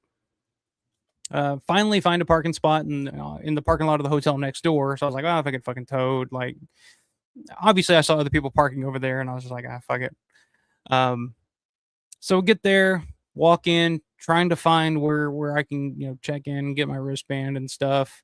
So I'm just kind of like wandering around. Like I don't do a lot of conventions. I'm not a convention guy for the most part. Just not, I mean, unless a Romero guest or somebody's there, like I'm not one of those that really goes out of their way a lot to go to a lot of conventions. Because again, there's not a lot of people that I'm dying to meet or pay for signatures. If I go, I'm going for the vendors just to see, what kind of little treasures you can find. So I don't know where the hell I'm going. There's like 3 different halls, I think. There were 3 that I went in at least. And the layouts, it's in a hotel, so it's kind of a little all over the place. But I'm like wandering around trying to find, where I can check in and all this stuff. And I probably look like an idiot, just kind of like just wander around looking, And I happened to run into a friend of the channel, Nathan Keller. Met him back in Monroeville. Shout out Nathan. Met him back out in Monroeville back in June at Living Dead weekend. And cool guy. Actually realized he actually lives in Owensboro, which is like a 20-minute drive from me.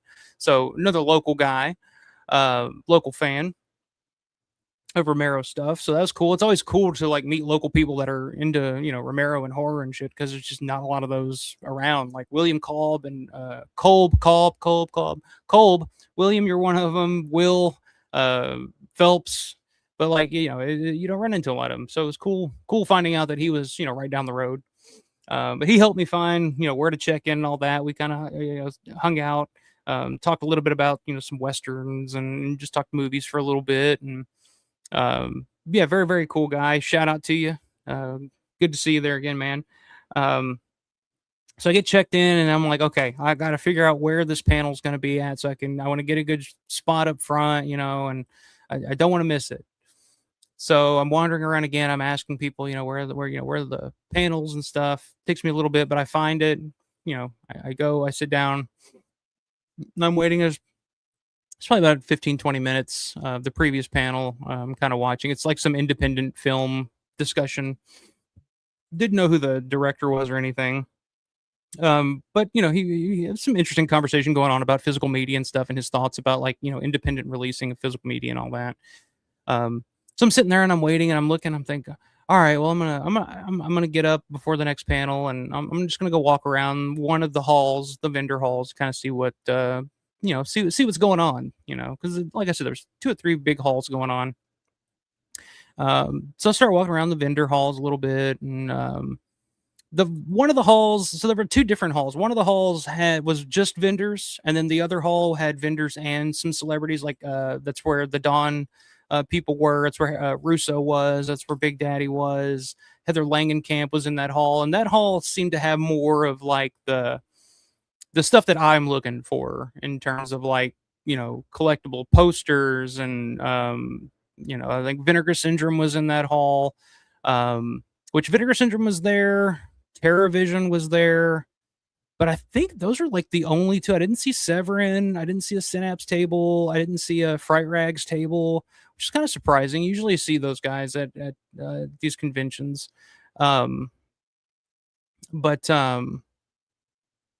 So yeah, I'm walking around one of the halls, and it's a lot of the usual stuff. A lot of the, I see a lot of familiar faces that are usually at Living Dead weekend, stuff like that.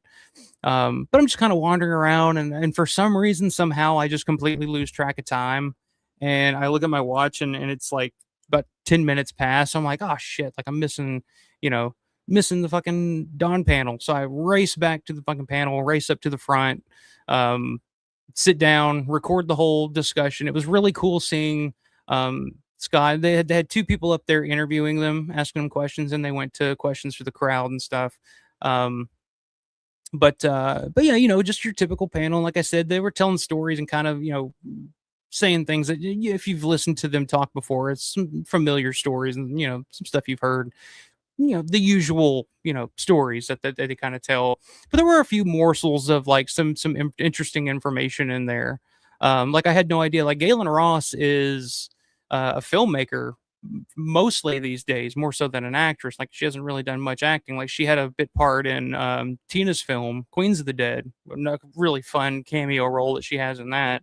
But mostly she's a filmmaker these days, a documentary filmmaker. And I had no idea that her DP was is the same director of photography that has worked on the Some Kind of Monster documentary from Joe Berlinger and the Paradise Lost documentary. So her DP is the same DP that Berlinger works with for all those documentaries. So I thought that was interesting. I didn't know that. There's a fun question in there that somebody asked, what other Romero film would you like to have been a part of, if you could? And Gaylen said that she would love to have been in Martin because she thinks Martin is the best vampire movie ever made, which I strongly back that opinion. So it's like, so that was cool to hear. Scott was talking about how he would have loved to have been a part of Creep Show, which was kind of interesting. I'm surprised that he wasn't. I thought that would have been an interesting follow up to ask why that Scott, or neither Scott nor Ken, were involved with Creep Show or anything else Romero after the fact. So the panel was nice. It was cool. Of course, Scott always likes to ask the crowd, what is it about Dawn of the Dead? Why do you guys keep coming back to this movie? And I had an answer. Like my answer was, for me, it's the characters. The performances, the characters. Like that movie would never be the same if they hadn't had those characters and the performances that they give. Because they're the characters that we like to hang out with. We sympathize with. We enjoy. So without that, I don't think Dawn of the Dead would, despite all the gore and the mall aspect and all that. Like if you don't have those characters, I don't think it works. But panel lasted about 45 minutes. It was a lot of fun, really cool to see them. Then they took a group photo and all that. I will say, just from my observation, my thought on it, I don't want to spread any rumors or anything, but I hope Ken's okay. Because seeing all three of them together, like Scott, yeah, he's in the wheelchair because I guess he broke his back a couple of years ago and he's never been quite right since. But like mentally, he's still like sharp, witty, got stories. Like Scott's still pretty sharp. Gaylen, you would never guess that she's older than 50. Like she's still like all guns a-blazing. But Ken, man, like there were moments where Ken would just kind of start to drift, or it would just kind of start staring off into space. So I don't know if he's just kind of over it, or like just kind of burned out about talking about it, because he's got, they were all literally just in Monroeville talking about Dawn of the Dead for 3 days straight. And it's like, he's got to answer these same goddamn questions over and over again. Like, I don't know if I don't know, but I did notice like at one point when Ken would start to ask something, he would kind of drift off and kind of start talking about other stuff. And you look, and Gaylen's kind of looking over at the people asking the questions, and you can see Gaylen kind of giving them the look like, oh, here we go. Like, Ken's about to go off on a tangent. Uh-oh, hang in there. And then Gaylen would try to interject and be like, oh, okay, well, back to the question. There were a few moments like that. So I've noticed that Ken has kind of had that, thing where he kind of starts to drift a little bit here lately. So hopefully he's doing okay, so that was one thing I kind of took away. I mean, he still seems physically in okay shape, but anyway, like I said, I don't want to, start any rumors or anything, but that was just one kind of little takeaway that I had. So yeah, after that, went to the other hall where some of the guests where Ken, Scott, and Gaylen were set up. Saw John Russo. Saw Russo sitting at his table. And I remember mentioning, I guess it was on the stream the other night, I mentioned that one of the things that I wanted to do, because I haven't done this with John Russo, I wanted to talk to him. Like, I've met him before years ago. I've had him sign some stuff, but for some reason, I've never actually just had like an interaction with John Russo. So I'm like, okay, and he's right next to Gaylen. So I'm walking by, and I walk up to his table, and I'm kind of looking around, and I'm like, oh yeah, midnight, man. I was, just trying to get something, but he's just kind of sitting there like this, just kind of like indifferent, and it was just kind of like, yeah, yeah, yeah. And I'm just like, oh, okay. And I just was just like, all right, well, I'll just keep moving. Like I just John, like, I don't know what it is, but he just has that vibe where he just doesn't seem interested in, he not the Savini vibe per se, but like he just has that vibe where he's just not, you know, I don't know. And maybe that's probably why I've always just kind of not had that, because I'm a John Russo fan on some level. Like, yes, his movies are not great. I get a kick out of them in certain ways. Um, but like I'm a fan. I'm a John Russo guy. Like, I'm his audience, and I go up to his table and look around. Like, I thought maybe I'll buy a book or something, But he was just like, just like, whatever. Like, not interested. All right. Well, I'll keep moving. So yeah, I didn't really have any kind of interaction with Russo again. So that didn't check that one off the list. But one thing I did, I was looking around, I did come across this one vendor. There's a girl named Allison who was there. She had some paintings that she had done. And there was this really cool painting that she had for sale. It was Chuck Craig on the TV from Night of the Living Dead. And it just caught my eye. I was like, oh, that's really cool. Like, I really dig that. So I struck up a conversation. We talked for about 10 minutes or so, asking her about her art and what inspired, like, why did you choose that image from the film of all images, and she was there with her boyfriend, I can't remember. But he was the main artist. He was the main vendor there. She was there selling some of her stuff. She was just kind of getting started. Really cool stuff. Check him out. It's Psycho Street Bum is the name of the artist, the guy, and some of his art and stuff. But he wasn't at the table at the time. So I was just talking to her, asking her about the painting and stuff. And we had a nice little conversation. And then, I took one of their cards. I gave him one of my Alfa Romero cards. I was like, well, hey, look, if you guys like Romero, because they had quite a few Romero stuff up for sale, some different artwork and prints and stuff. So I gave him a card. I was like, hey, if you guys like Romero, check out the channel, whatever. And I walk off. I'm looking, different vendors and stuff. And then he comes over. The guy's name is Alan from Psycho Street Bum. It comes over and he's like, hey, are you you're Alfa Romero? I'm like, yeah. Which, when people ask me that at conventions, it's weird, because it's like, either in the back of my mind, I'm waiting for that day to come where somebody's like, hey, are you Alpha? Do you do the Alfa Romero channel on YouTube? And I say, yeah. And then they fucking punch me because I said something stupid, or they're just like, you said this, fuck you. And then they just fucking knock me out. So I'm always like, in the back of my mind, for some reason, I'm just waiting for somebody to like want to fight me for some reason. I don't know. It's a weird fear, but irrational or not, I don't know. That day may come, but yeah. So he came over, introduced himself. He's the guy, Psycho Street Bum, does the artwork, and he said, well, I want you to have this. I want you to have this. I was like, oh, okay. It is it's a 3D art print. Dawn of the Dead. They're really cool artwork. How well you guys can see that. It's 3D, so that's why it looks a little blurred there. But I thought it was really, really cool. He was like, I want you to have it. I was like, thanks, man. I'll definitely hang that up. And it came with the fucking 3D glasses as well. So I don't know if there's a way that I can do that on camera or not, but we tried it out. It does work. It's pretty fucking awesome. So want to give a quick shout out, Psycho Street Bum. Check him out. If you I think he's on Facebook, I think he's on Instagram as well. Really, really cool guy. Alan, thanks a lot, man. I appreciate it. And yeah, check him out, Psycho Street Bum. It's really cool. Some really cool Romero designs. That one, and like I said, he had a few others for sale too. He also does those pins, with like the Gaylen. There's one of like Peter as well. They have this psychedelic look to them. He has some really cool shit. So yeah, check him out. Psycho Street Bum. Gave him the card there. If you guys want a QR code, they got the QR code there. If it'll focus on it.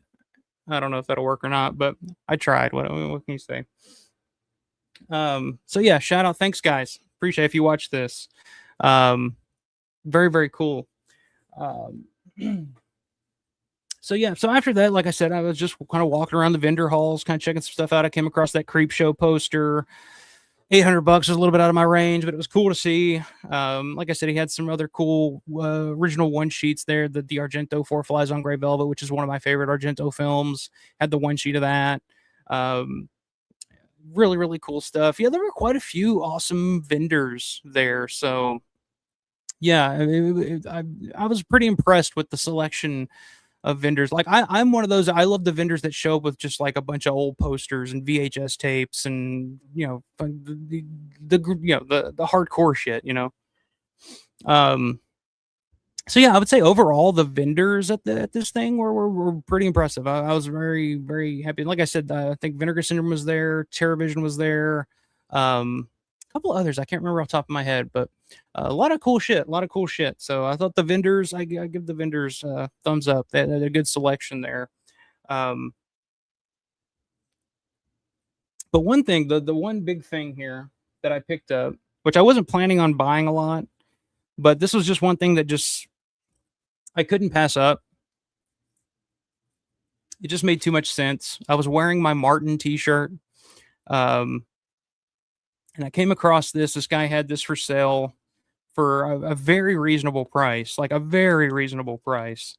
And I asked him, I was like, "Hey, can I see that VHD there? It's a VHD, which a VHD is an obsolete format from around let's say early 80s, early to mid 80s, that was popular in Japan at the time, and he had this Martin VHD for sale, like I said, for a very reasonable price, and it's in incredible shape. Like it's borderline. I mean, it still has the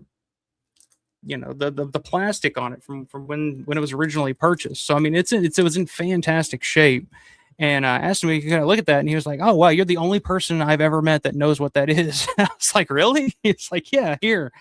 So I was looking at it. I was like, I gotta think about it, man. Like this is really cool, and for the price, it was just hard to pass up. So I was like, "All right, here, I'll give you here. Take the money, give me that, and we'll call it square." So, but yeah, check it. It's a Martin VHD. So a VHD is basically it's kind of like a floppy disk. I'm not big into like the old obsolete stuff, formats. Like I'm not a big Laserdisc guy. This is the only VHD I've ever bought. There was CED at the time as well, which is a similar format that was popular in the US. But VHD was pretty popular. I mean, it's mostly, here we go. I'll take it out of the wrapping there. Like I said, mostly a Japanese format that was popular in Japan at the time, which is a little higher quality than your VHS tapes and Beta at the time, I believe. Now, the only thing that I was disappointed in this purchase, like I said, I got it for about half of what you will find these for in worse shape on eBay. Take a look. It just looks like a giant floppy disk. Like you would just kind of stick this in your player and hit play. And I think it's stylus based as well, where it's like a record. There's a stylus that I think reads the little grooves or whatever inside this thing.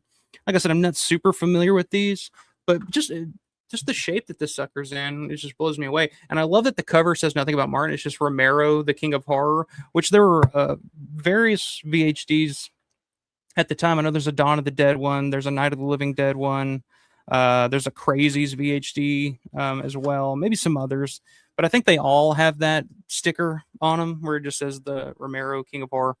But like I said, the only The only thing I was disappointed with in this is that this usually comes with the little, there's like an insert in it as well, with has like a little, not a booklet, but just a little insert that you can open and has some photos and stuff in there. Didn't come with the insert, so it's missing the insert. But the rest is, it's here and it's in just amazing condition. Like for as old as it is and for what it is, like I couldn't pass it up, especially like I said, for the pro. Like I said, I got it for about half of what you'll usually find these things for on eBay. So this is my first VHD purchase, but I had to have, I was had the shirt on. I'm in a Martin mode, which we'll get to here in just a little bit as well. I got something else to show you guys that I picked up.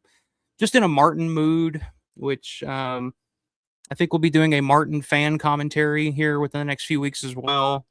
So I had to grab it, couldn't pass it up.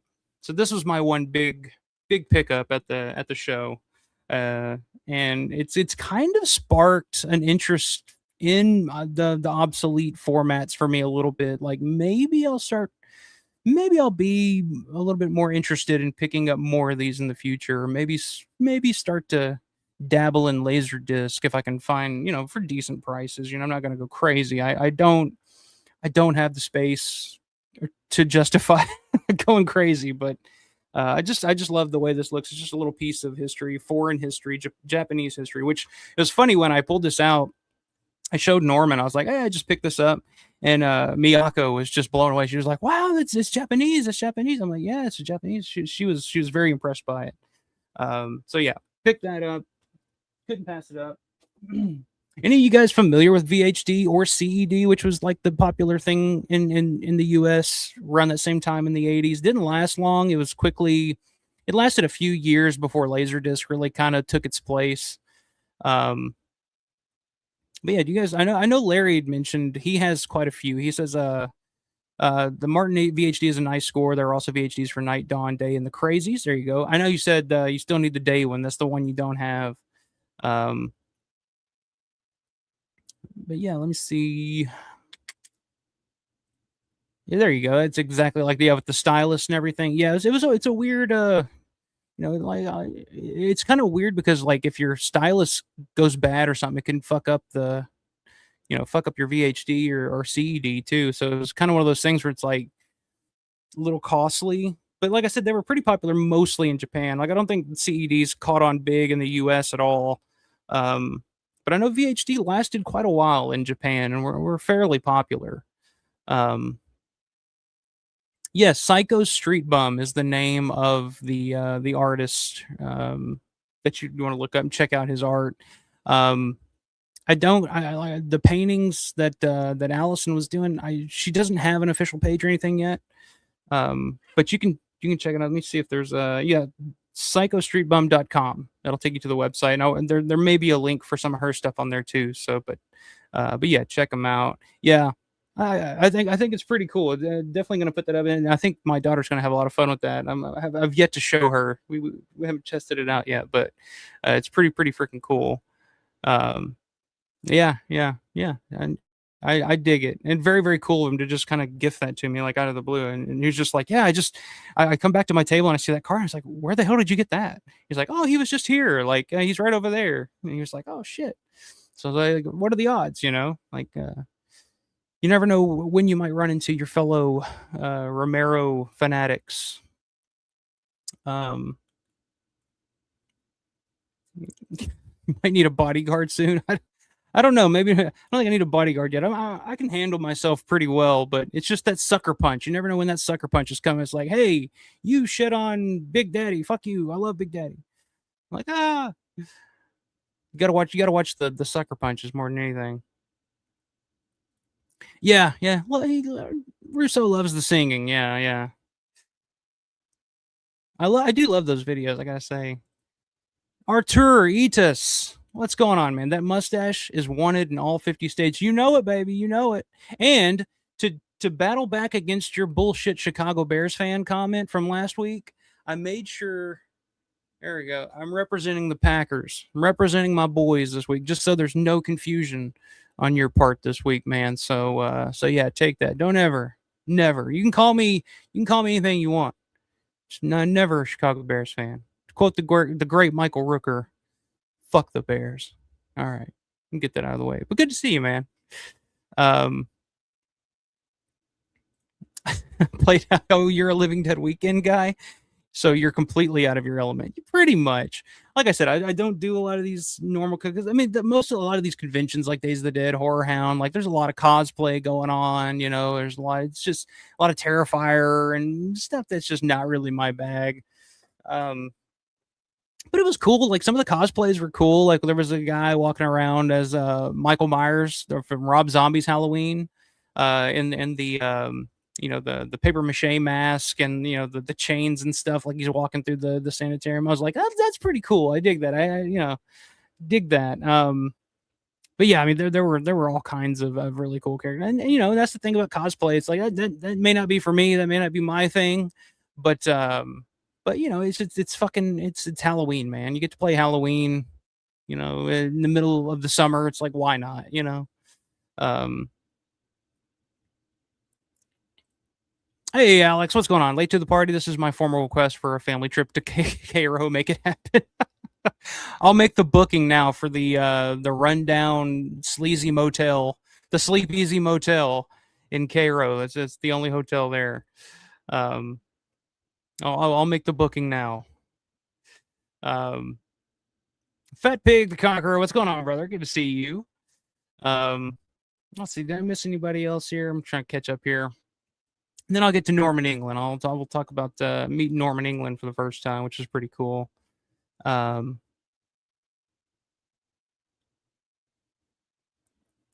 they just made Midnight 3, so I mean it's in the zeitgeist. It's out there. The demand will be there. I think when I don't know if 3 is even out yet or if it has. I don't know. It went over like a like a popcorn fart in church or something like that. I don't know, but haven't seen it yet. But when I do find it, Synth, we'll be on here doing a live watch along for it. So prepare yourself.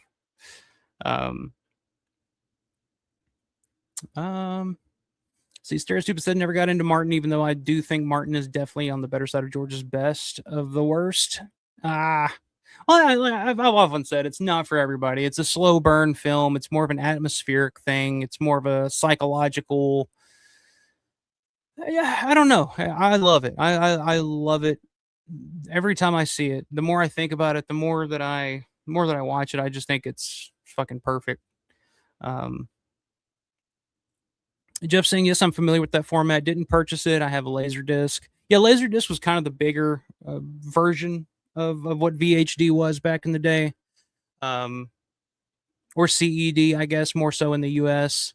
But yeah, it wasn't a super popular format or anything, but it exists in the history of home video and physical media and shit. I just thought it was just a cool piece that I'm going to put up somewhere and just be happy to have, just because it's Martin and that's just one of my all-time favorite movies. So Larry said I have the CED of Creepshow. There aren't any other CEDs of Romero films, oddly. Interesting. Only Creepshow. And there's no VHD of Creepshow? That's interesting. I wonder if that's a Warner Brothers thing, maybe. I don't know. Yeah, give Martin a rewatch, man. You got to watch it. I've actually heard from a number of people that have said that they didn't like it the first couple of times that they saw it. They didn't quite get it, but it just kind of grew on them over time. Over time they eventually came to love it. So I think it's just one of those movies, kind of like Bruiser almost. It's one of those movies that you got to watch a few times to kind of really get into. So.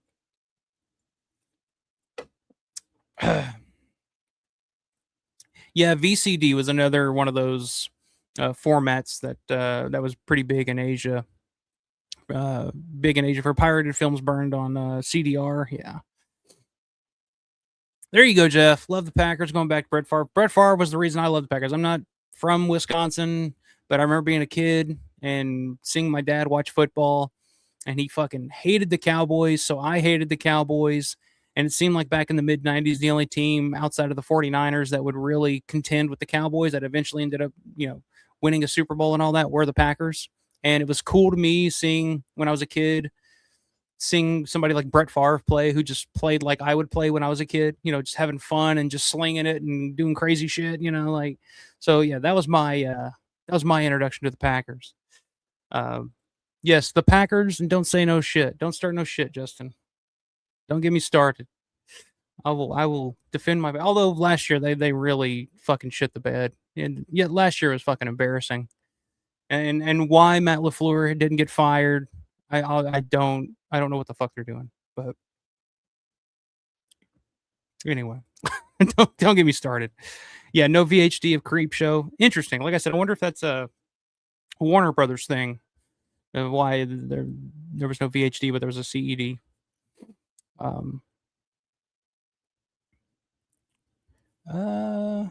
What are the Patriot Studios zombie cop from Resident Evil 2 is phenomenal. It's called The Fallen. Never heard of it. Yeah, watch it again. Watch it again and report back. Let me know. Let me know if you've changed your thoughts. Okay, so there is a VHD of Creep Show and you have it and you forgot. Shocking, Larry, that you have something and you forgot you had it. Like, who'd have thought? But okay, all right. Well, that makes more sense. That all of those would have a release on VHD over in Japan. But speaking of Japan, so Norman England, like I said, was like the big reason why I made the trip. I've always wanted to meet him. Had a blast talking to him on the show months ago, whenever it was. And he lives in Japan. He lives in Osaka, I believe.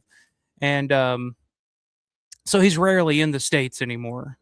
He's from New York. Well, he's born in California, grew up in New York mostly, and then moved to Japan when he was in his 30s and has lived there ever since. Huge Dawn of the Dead fan. If you guys don't know Norman England, huge Dawn fan, huge Romero fan in general. One of the real OGs. Just released this book. Again, I'll show for it because I just finished it this week. It's amazing. It's an amazing read.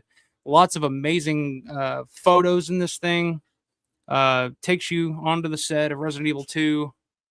All photos that he took while he was there. Really good shit. And he'll be on the channel next week.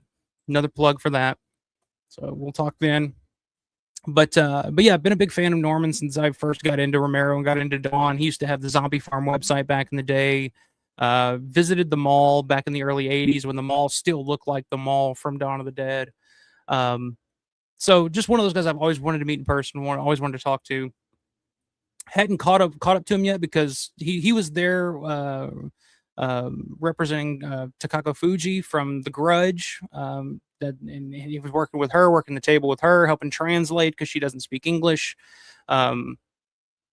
So I visit all the vendors, all that, and then there was one hall left, and I hadn't seen him yet, so I was like, I figure he's going to be in that hall. So I go to that hall, he's not there. Takako was doing like a photo op somewhere, so I'm like, all right, I'll come back. Left, went and got a bite to eat, and came back, and she was doing another photo op, this time in makeup. So I'm like, oh fuck, I don't know if I'm going to catch Norman or not. Like I can't find him anywhere, So I go wander around, the vendor halls again, just kind of killing time. Like, all right. So time comes and it's just like, all right, I'm going to go talk to Norman. I'll talk to him for, 20 minutes, maybe something at tops or something like that. I cause he's busy, like cause like I said, Takako is super busy all weekend long, like super popular guest. And, so I know he's probably real busy. I don't want to keep him too long. Just want to say hi, introduce myself, just talk to him a little bit. So I walk up and he's in the middle of a conversation with this guy who's just having the fan moment of his life. The biggest Takako Fuji fan maybe ever that I've ever seen. Just one of those fans that's just like, this is the best day of my life. Like, oh my God, just going crazy and just like, it's just having a blast.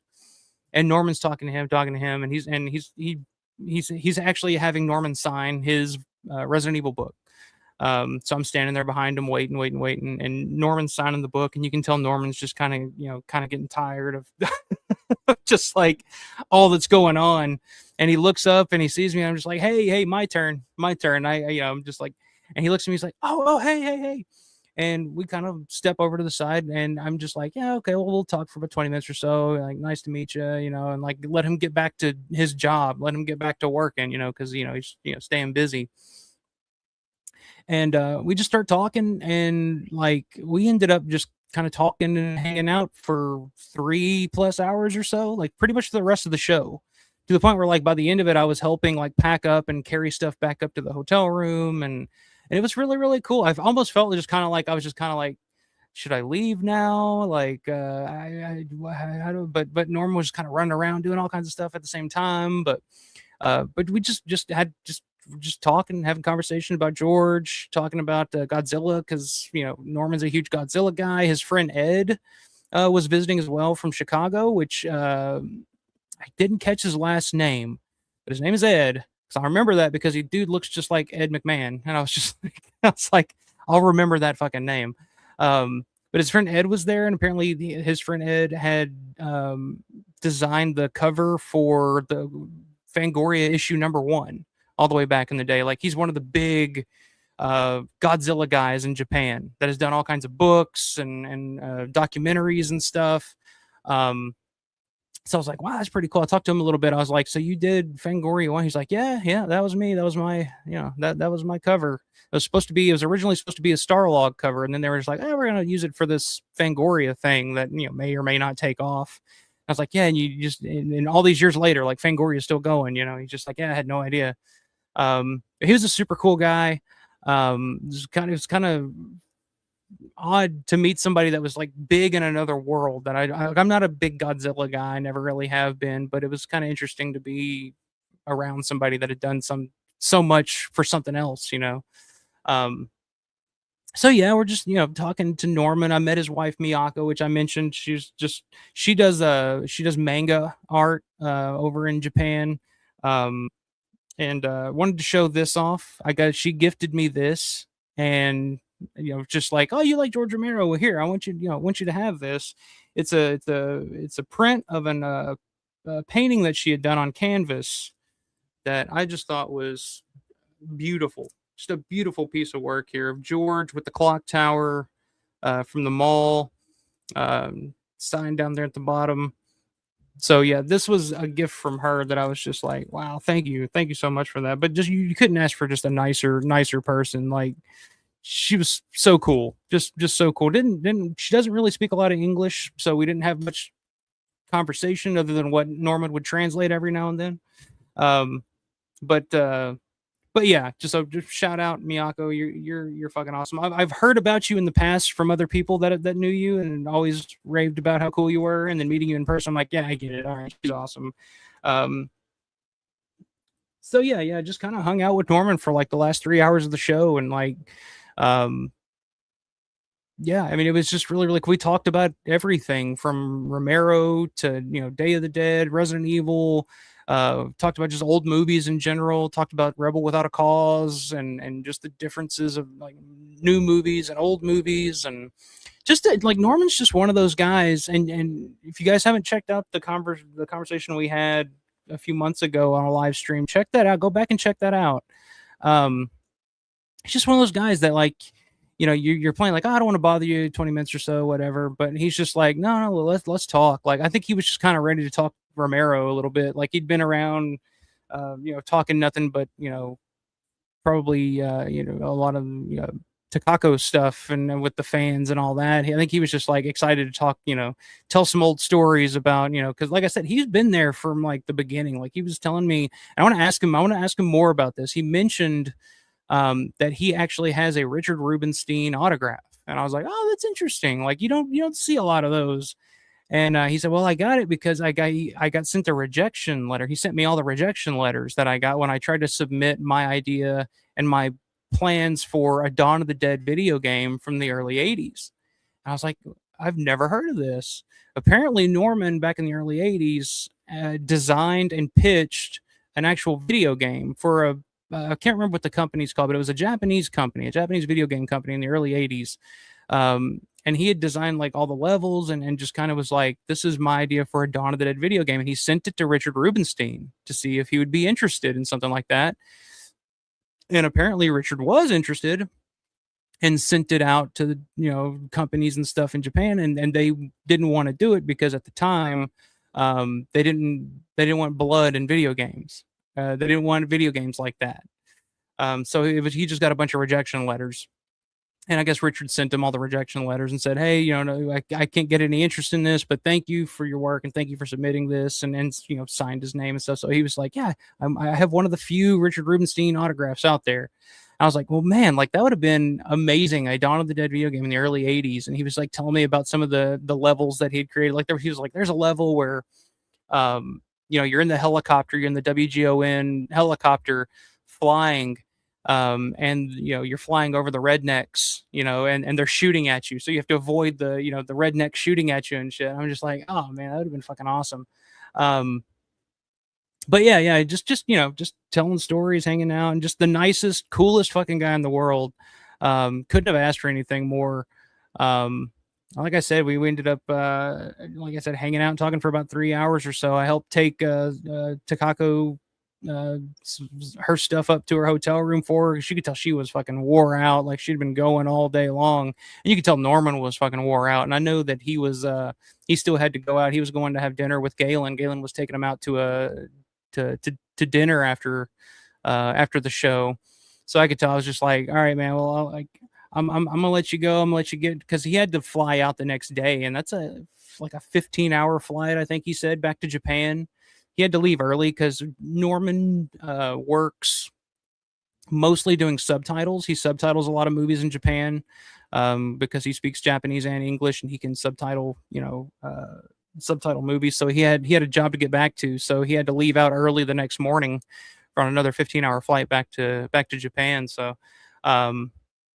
So yeah, it was just amazing experience. It was great meeting Miyako for the first time, and I asked him because I was like, oh yeah, I heard a little birdie says you're going to be in Monroeville in October for Living Dead weekend. He was like, yeah, I'm coming. I'm gonna bring he's bringing some Japanese fans with him, and it's like, that's fucking awesome, man. Because if there's anybody that needs to go back to the mall at least one more time while we can before it's gone, it's Norman. Because like I said, he's one of the first people to really document that mall as a fan. Like I said, going back to the early '80s. So I see your comment here, Larry, and yes, he told me this story because we were talking about the Day of the Dead book. I'll save that for next week. I'll ask him if he wants to tell that story. Now, I'll let him tell it if he wants to tell it. He told me that story about Savini. It's a pretty fucking funny story. You're right. I'll leave that up to him next week if he wants to tell that story. We were talking about the book, and he was like, "Oh, I have a great story about Savini, but I don't think I'm going to put it in the book. But it's pretty funny." I was like, "Oh, okay." So we'll see. We'll see. But yeah, great time. After that, hopped in the car. I was exhausted. I was beat. 2.5 hour drive back to Evansville. Got 30 miles outside of Evansville and hit the goddamnedest storm I've ever driven in my life. I didn't know if I was going to make it. Like, I'm pretty sure at one point I drove past a developing tornado. It was one of those things where it's just like, you could tell the power was out around you. Every car was going like 30 miles an hour. Torrential downpour. You couldn't see the fucking road. And you just got that vibe. You could see like some of the clouds rotating, even in the dark. You could see the clouds rotating like over in a field off to your right. Lightning was striking literally over on the side of the road. I was like, I'm going to fucking die. Like, this is it. Like, I'm not going to make it. Like, this is pretty scary shit. And I'm pretty good about driving in like heavy rain. I was always told, like, I remember being a kid and my dad being in the backseat and watching my dad drive in like some heavy rain where I couldn't see anything. And I remember asking my dad when I was a kid, like, how do you see where you're going? And words of wisdom I'll always live by when I'm driving. It's just like, all you got to do is just stay between the lines. If you can see the lines, just stay between them. You'll be fine. And I got to a point where I couldn't see the lines in the road anymore. I was just kind of like, should I just stop? What should I do? But at the same time, I'm like, am I in the middle of a fucking tornado? Should I keep going to get the hell out of Dodge? It was pretty fucking terrifying. And I thought maybe there was a tornado, like I said, developing next to me, because as I'm driving, it's torrential downpour, and then all of a sudden it just stops. Just nothing. And I was like, oh shit. And then it starts again. And they always say, like, when a tornado is near when there's no rain, it just stops. Everything stops altogether. But I made it. I survived. I made it home last night. Got home at around 9 o'clock or so, and um, yeah, it was a good trip. It was a good time. Like I said, just a 1 day quick trip up. Um, like I said, my intentions were just meet Norman, say hi, maybe have a little conversation with him, and just kind of let him get back to work. But yeah, like I said, we just ended up just kind of hanging out until the end of the show. So yeah, it was cool. It was cool seeing the Dawn reunion and seeing those guys again. Always love supporting them, and because I mean, you got to wonder like how many more times are we going to see all three of them together? Um, Scott and Ken and Gaylen. How many more times we're going to see all them together? At these shows. Which I know Ken's going to be back at the Living Dead weekend in October. Um, but yeah, outside of that, you never know. So. But fun time. I will say I had a very good time at living Days of the Dead. Like I said, typically not my thing. I'm not typically a convention guy, a big convention guy. I don't, outside of Living Dead weekend or maybe the local stuff. But glad I went. Glad I went. It was a nice little adventure for a day. But I don't think it was Konami. I'm trying to remember. It was for like one of those platforms that was like only in Japan mostly. It was going to be a Japanese video game, but nothing ever came of it. I can't remember what the name is. I'll definitely ask him about that to expand on that better because, like I said, I'm just kind of going off of memory. So I'll definitely ask him about that next weekend for sure. Yeah, let's see. Guess you're saying a third party company. Are you talking about the Resident Evil Patriot Studios zombie cop from Resident Evil 2 is phenomenal? I'll have to look into that. Like I said, I'm not a big video game guy. Resident Evil 2 was my shit back in the day. Jeff says recently rewatched Knight Riders and I dug seeing all the different actors that were Romero adjacent from his other films. Yeah, man. Knight Riders is just like a huge Romero reunion. A lot of actors from Romero's past and a lot of actors that would work with Romero in the future all kind of coming together on that film. And that movie, I love that movie. I just recently put my Knight Riders one sheet back up. Took my Knights on Hot Stoves poster down to put the actual one sheet up. But yeah, every time I watch that movie, every time I think about that movie, it really was the end of an era for George, and his way. And it almost seems like that was the point of that movie was George saying, I staying independent and living the hippie dream or whatever of, staying outside the mainstream. It's great. And it's a cause worth fighting for. Fighting the dragon's it's worth fighting the dragon for. But at some point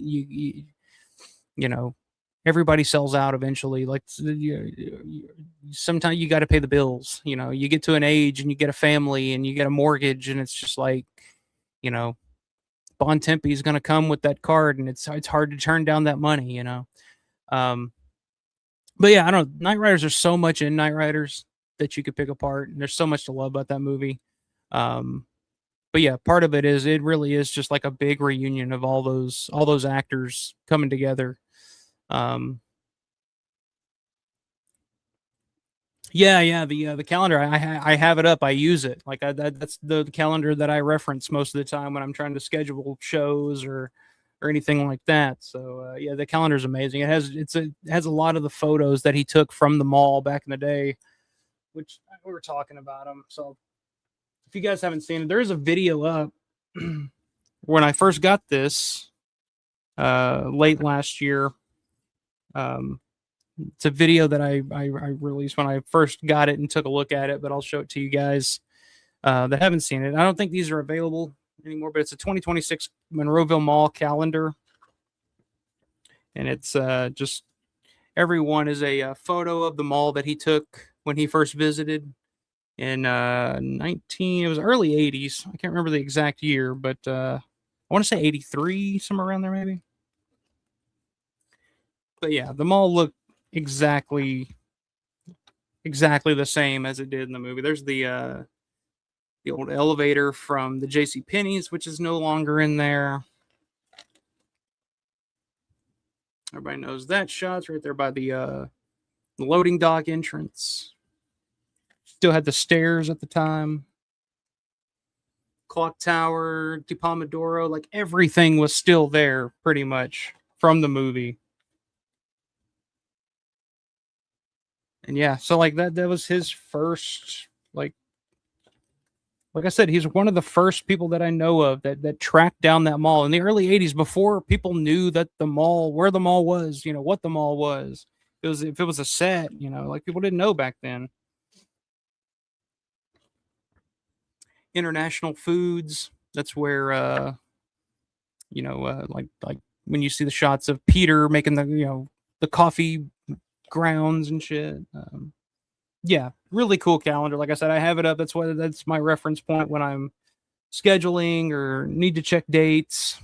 Yeah, really, really cool stuff. He's done so much cool shit over the years, books and just all kinds of Don and Romero related stuff. So a lot of that stuff you can find on eBay. Anyway, Larry says 3 hours. That's great, but of course he's one of us. But the OG us, yeah, he is. And like I said, man, he had some choice words for certain people that I'll keep to myself, and different people in the Romero vein. Nobody in here, but but I will say, like we were talking about you, and he just had like nothing but glowing things to say about you. So he thinks very highly of you, Larry. So,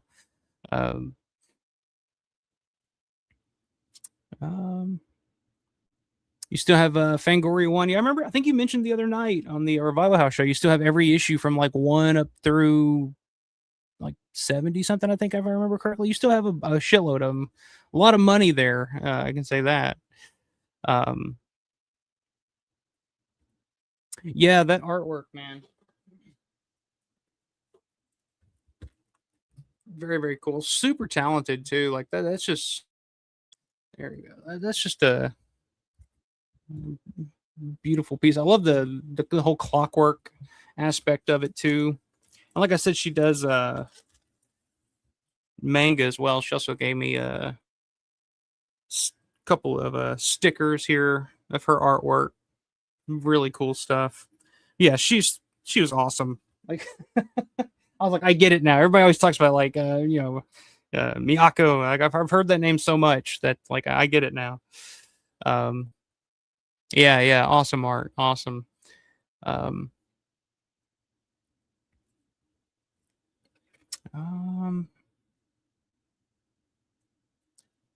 Yeah, I don't remember the name of the companies, but like I said, I'll ask him about that next week for sure. I'll make a note of that. Definitely want to find out more about that video game. Like, what else would have been in that video game, man? Jeff says, yeah, that storm was nuts in New York. Felt like an eclipse in the afternoon. Definitely, it was one of the worst storms in a number of years. I guess it was like everywhere because I was literally just like driving into the fucking storm, and you could just see it. Because like I said, Indiana's just flat, so you can see it in the distance, and it was just like the lightning was fucking crazy. Marty Gras says we need a top 10 things you would want from the mall when it closes up. That is actually a brilliant idea. Actually, that's actually a really good idea. I might do that. I'll have some people on for that because I'm sure that there's different stuff. There's like I said, the mall, the mall has changed a lot over the years. There's not a lot of original stuff from back in the day, but there is still, there's still quite a bit, especially like, back in the boiler room and stuff like that. There's still some pretty cool stuff. And I often wonder, because there's so many rooms and so many back hallways in that mall and so much storage space. Like you wonder, what kind of stuff have they just stored away and kind of forgotten over the years, from, the, what would be left over from the mall from back in the day. But that's not a bad idea at all, actually. That I might write that down and steal that idea. So thank you. That's actually a really cool idea. But yeah, a couple other things I wanted to show off real quick that I've picked up over the last week or so. And I showed this off for the members only for one of the mail day episodes, like unboxing videos. But a couple of things I picked up off of eBay over the past couple weeks, some really cool stuff. First thing I got is it's like this little brochure or whatever you want to call it for the winners documentaries that George and Richard did in the mid 70s to kind of get George out of bankruptcy pretty much.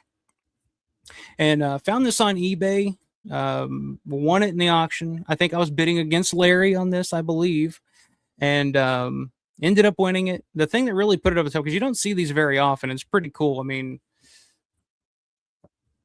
I think as far as I can remember, it's the first time that I've seen one up on eBay. It basically just kind of lays out the different episodes that are available. This is what they would send to television stations, distributors, whoever that would want to buy these, sell them, whatnot. We can try that toll-free number there if you want to see if anybody will pick up. Yeah, I don't know who M.A. Kemper is. I'm sure maybe a company that was helping try to sell the docs, but basically the winners was a series of documentaries that were made back in the mid 70s. Some, I think 8 episodes were directed by George. 2 of the episodes were actually directed by Rubenstein, and I think 2 of the episodes were directed by Mike Gornick, actually. Produced by Laurel Entertainment, like all the people that would go on to work with George on like Martin and Dawn and Creepshow and all that. It really, a lot of them started here. I think this was some of the first stuff Gornick ever worked with George on. I know Nick Mastandrea got his start working on these Winners things. It's where George started working with the Boobas, Tony and Pat, Dusty Nelson. Those guys worked on this. I think even on one of the episodes, I think even Russo and Striner worked on one with George.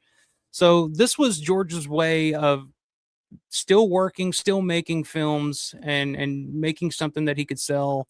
They could make some money, get George out of debt, and hopefully finance his next feature project, which would go on to be Martin. So a little piece of history here. You can find some of these episodes. I know a lot of the Pittsburgh Steelers episodes are available on VHS. I have the 4. It's called Decade of Champions series. A couple of them directed by George, a couple directed by Gornick.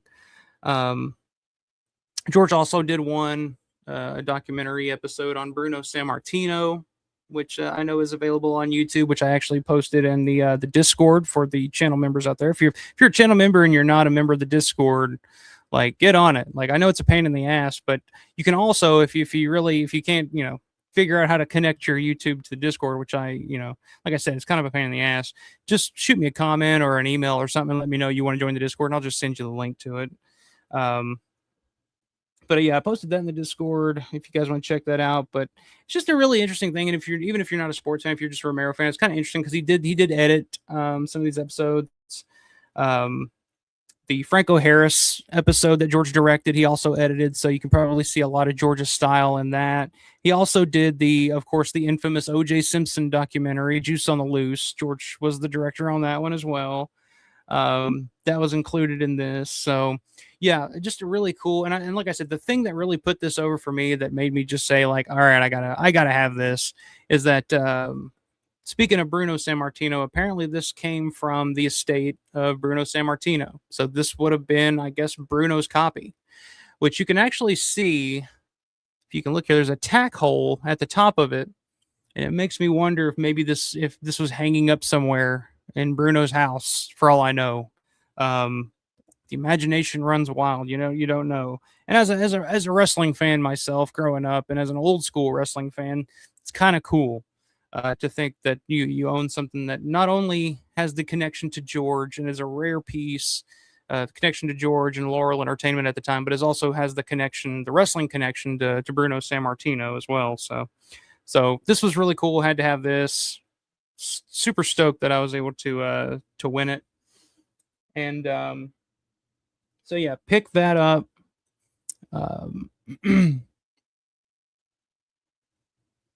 me see here. Yeah, Larry. Yeah, you fought valiantly for that winner's brochure. Yes, I was the second highest bidder. You wanted to pay more than I was willing to pay.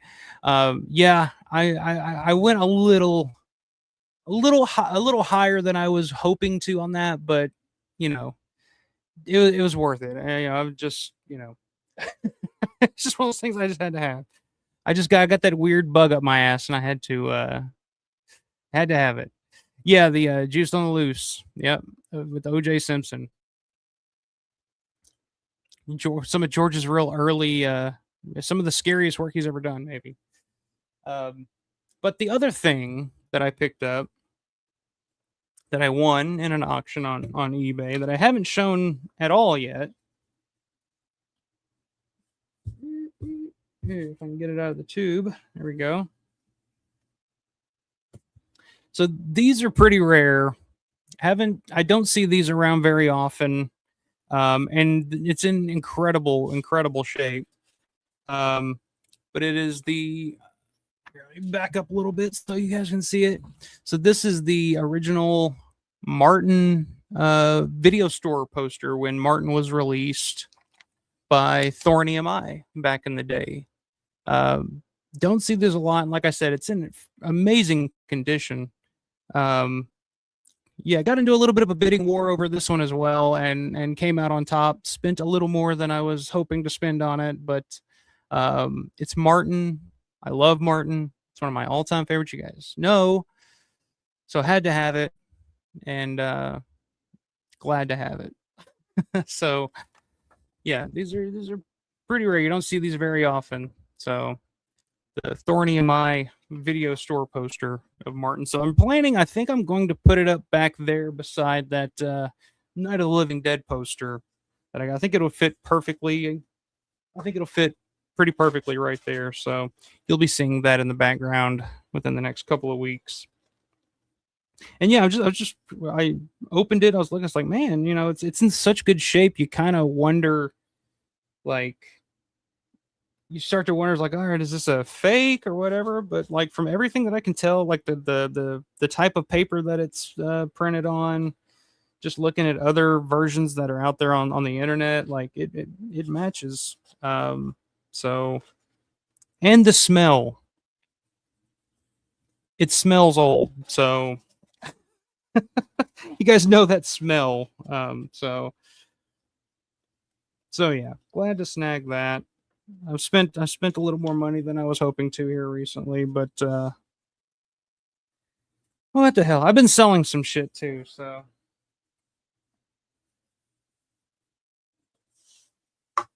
there. It is what it is.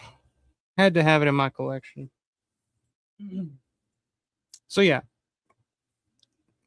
So that's the shit I've picked up lately. What do y'all think about that?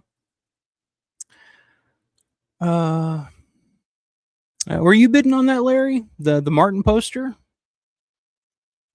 Yeah, Jeff. The Thorny MI. I got the Thorny MI Dawn poster back here, and I was kind of kicking myself because Landrum actually right before I picked that up, Landrum actually ended up getting the Martin one sheet off of eBay, which is something I've been looking for forever. And he was like, "Oh yeah, I saw that. I would be bidding on that too if I hadn't just picked up the actual the original one sheet and spent some money on that here the other day." I was just like, "What, motherfucker?" So I'm definitely gonna have him be showing that off either next week or sometime soon. But yeah, the video store, like I said, it's in just great shape. So yeah, that'll be going up probably tomorrow. So Larry says I already have one, so it wasn't me that was bidding on yours. Okay, there you go. Well, I beat you once. I think that may be the only time in history I've ever beaten you at an auction. Because any time that we end up in those same those Felsher auctions, when Felsher's doing those auctions, I know I'm not gonna. It ain't gonna happen because I'm not gonna. Larry's not gonna let me have it. Anytime he brings anything Romero related or anything out, I'm just like, all right, I'm gonna try to throw some bids on there, and then Larry fucking swoops in. I'm just like, all right, well, let me see if I can outbid him at some point. And it's just like, no, if Larry wants something, Larry's going to get it. So, but I got one victory under my belt. So, speaking of, Michael Felsher, what's going on, Mike? Auction battles with Larry are profitable for you. I'm sure they are. Especially when my dumbass is in there thinking I'm going to beat him out for something. And I quickly find out that no, you're not. You got to have another one of those soon, man. Like, I don't know. You always say, like, I don't have much left, but those are some of the most fun times. Even if I'm not bidding on anything, it's just fun to watch the, to see what these things are going for, what people will pay, where the battles go. So yeah, we need more Felsher auctions sometime soon. Jeff saying it could be old stock that was just in some warehouse somewhere. You never know. Yeah, I don't know. I didn't message the guy that sold it. But like I said, it looks legit. So it's legit to me. Like I said, it smells old. It's in good shape. So, and it's shipped from New York. So you may be right. It could have just been just sitting somewhere in a tube for all these years, and nobody ever did anything with it. But it's rare to find, especially those video store posters, because those video store posters were thought to be real disposable back in the day. They weren't one sheets. Like even one sheets back in the day, a lot of the times theaters would just kind of fold up. Like that's why old one sheets back in the day were all folded. Like all those 27 by 41 one sheets.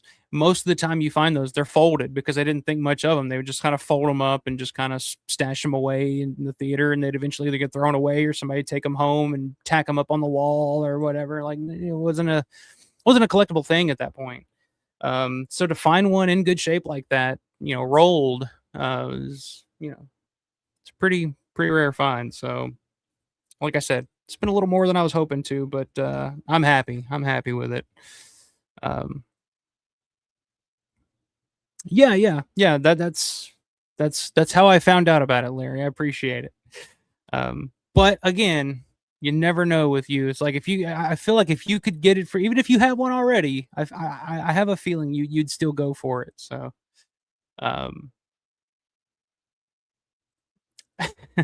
yeah. Well, Slippy's a good. Mike is a good sport. He is a good sport with everything, and the shit gets pretty ridiculous sometimes. It gets out of hand, um, but yeah, Felsher's a good sport for sure. Larry says I don't lose often. You don't. Like I think like I said, the only other time I've ever seen you lose on one of Felsher's auctions was that time that he was auctioning off. I can't remember exactly what they were, but it was something for Creepshow 2, something like one of a kind, shit that you're not gonna find anywhere else. And the bidding just got insane. It got ridiculous to the point where even you were just like, all right, I'll bow out. And that was like, whoa, all right, Larry's bowing out. Like this must be, this is a day to remember. July 3rd. Yeah, you're June 3rd. That see, like it didn't even cross my mind that June 3rd was like a month ago, over a month ago now, a month and a half ago. The summer has flown by so fast. Time flies by the older you get. Like I'm starting to realize that now. Like you just hang on for dear life. It's just like before you know it, Jesus. Not to get too sad about shit, but Played Out says George straddling nonfiction and fictional horror with we talking Martin? That seems incomplete. I'm waiting for your next comment. Yeah, the wet beef shit, which I think that's mostly just like the term itself, wet beef, is just kind of a gross, odd term that it's like those two words that you've never heard anybody say together before. Wet beef. It's like moist crackers or something. You know what I mean? It's just a weird term. I don't know. Steven says, Alpha Nojo, congratulations on your Martin find. At least it's not a horrible bootleg. Hey, at least it's not. It's a legit, and it's not one of those horrible VHS covers that you shit all over when we did that episode with Grande. So it's a legit Thorny Am video poster, and yeah, super stoked.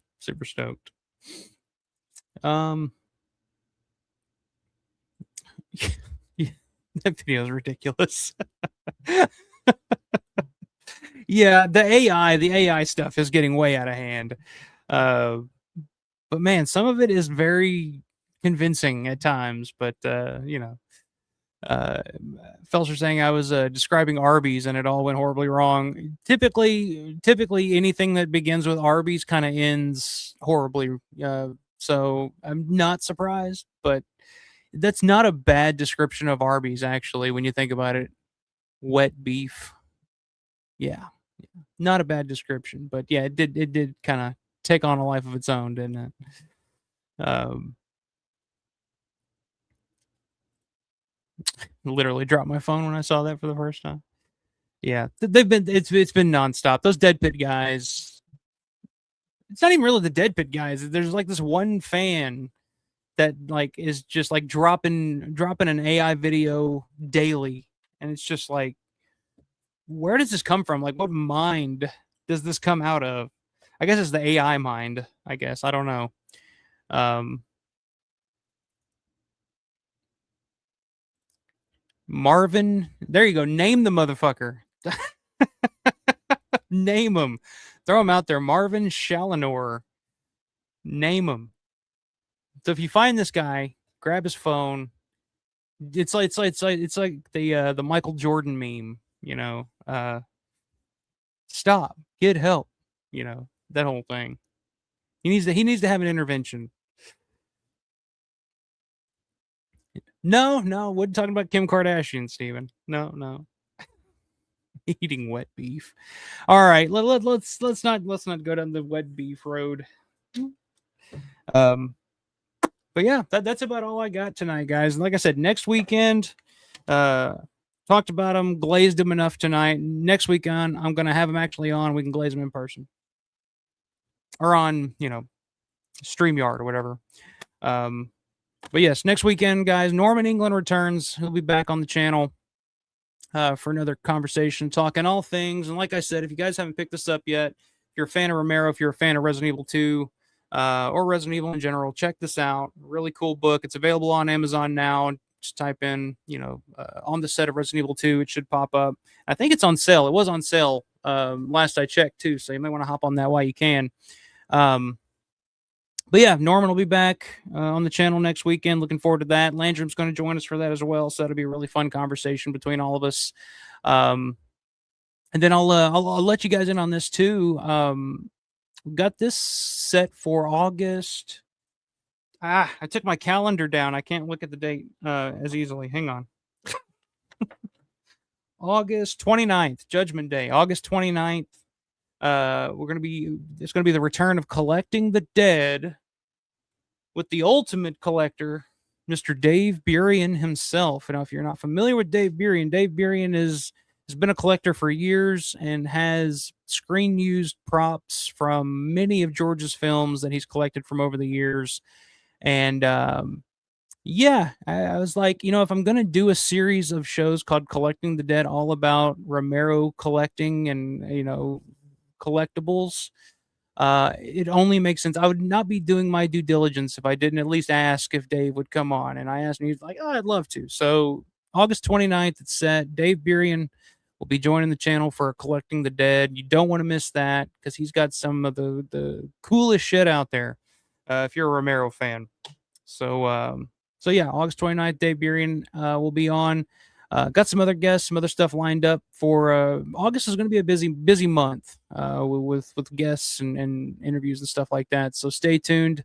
Check out the membership, 2 tiers, Cellar Dwellers and the Ritz. Check them out. If you want to help support the channel, I really appreciate it. It's really cool. And it's really inspired me more to step out of my comfort zone. Like, outside of just doing live streams or videos or something like that, just doing like little, unboxing, videos of stuff that I get in the mail, showing off collectibles. Like I'm setting up and planning on doing the next big project I want to work on is the room tour up here of the Romero room. Take you guys around the Romero room. And show off my collection. Like I get all these people on to show their collections, and I say, well, maybe it's my turn. Maybe it's my time to take you guys around and show you all all the shit that I've collected over the years. So so that'll be a members only exclusive. So if you're interested in that, hop on, get you a membership. It's like I said, $2 a month for cellar dweller level for the basic level, and if you want access to everything, come join us at the Ritz. It's like $5 a month. And it's just a way to help support the channel. You don't have to. I'm not, just come on here, hit that like, the likes. We had a big long conversation about this the other night on the Revival House, just about like YouTube's algorithm and the way that YouTube works and all that. And I love that, talking about that stuff, because it's pretty interesting if you're involved in trying to get a YouTube channel together and all that. So yeah, check out the membership. I don't know, I'm just rambling at this point, sorry.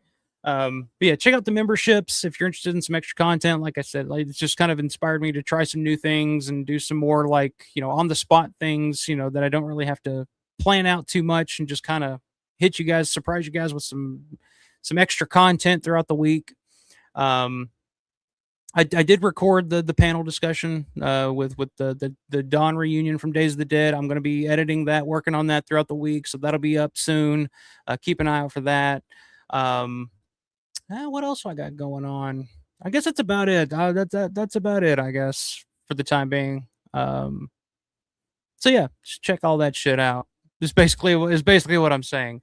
But the easiest way to help out and support the channel, hit the like button, subscribe if you're watching for the first time.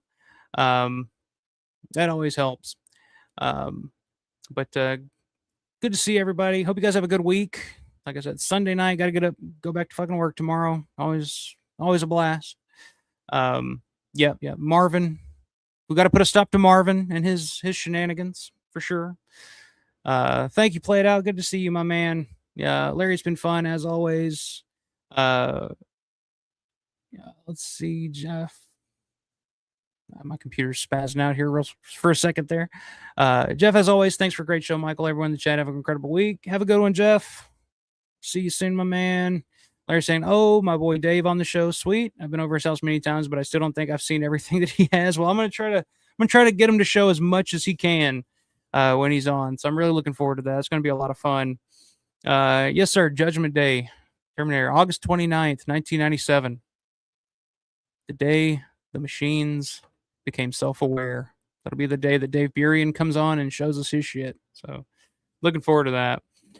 Steven says I was kind of in and out tonight, but a great show as usual. Alpha. Good night, everyone. Take care. Always a pleasure, Steven. Take care, my man. And don't forget the emojis next time, or I'm going to start worrying. I'm like, uh-oh, Steven's losing it. Yeah. Looking forward to talking to him, just finding out like how this all started for him. Because I mean, like I said, when you guys see his collection, you'll understand. Like he's a hardcore collector and has been for years. Big Conqueror, thanks for hanging out tonight, man. We'll talk to you soon. Marty Girl, it's great meeting you and your wife over the weekend. Like I said, hope you guys had a good time. Thanks for hanging out tonight. Listen to me babble about my time. Grant, always a pleasure, my man. Stukas, good to see you, my man. Justin Moreno, dope stream for a dope man as yourself. So a dope man, us white van drivers, we just have, we assume it's assumed that we have, ulterior motives going on in there. But anyway, I don't know what the fuck I'm saying at this point. I'm tired, ready to go to bed. Been a long weekend, but thanks again, guys. I'll catch you guys next time. Next weekend, Norman, England. Don't miss it. It's going to be a fun convo. But until then, everybody out there, stay safe, stay prepared, and always stay scared. We must not be lulled by the concept that these are our family members or our friends. They are not. They will not respond to such emotions. What the hell are they? They're us, that's all. There's no more room in hell.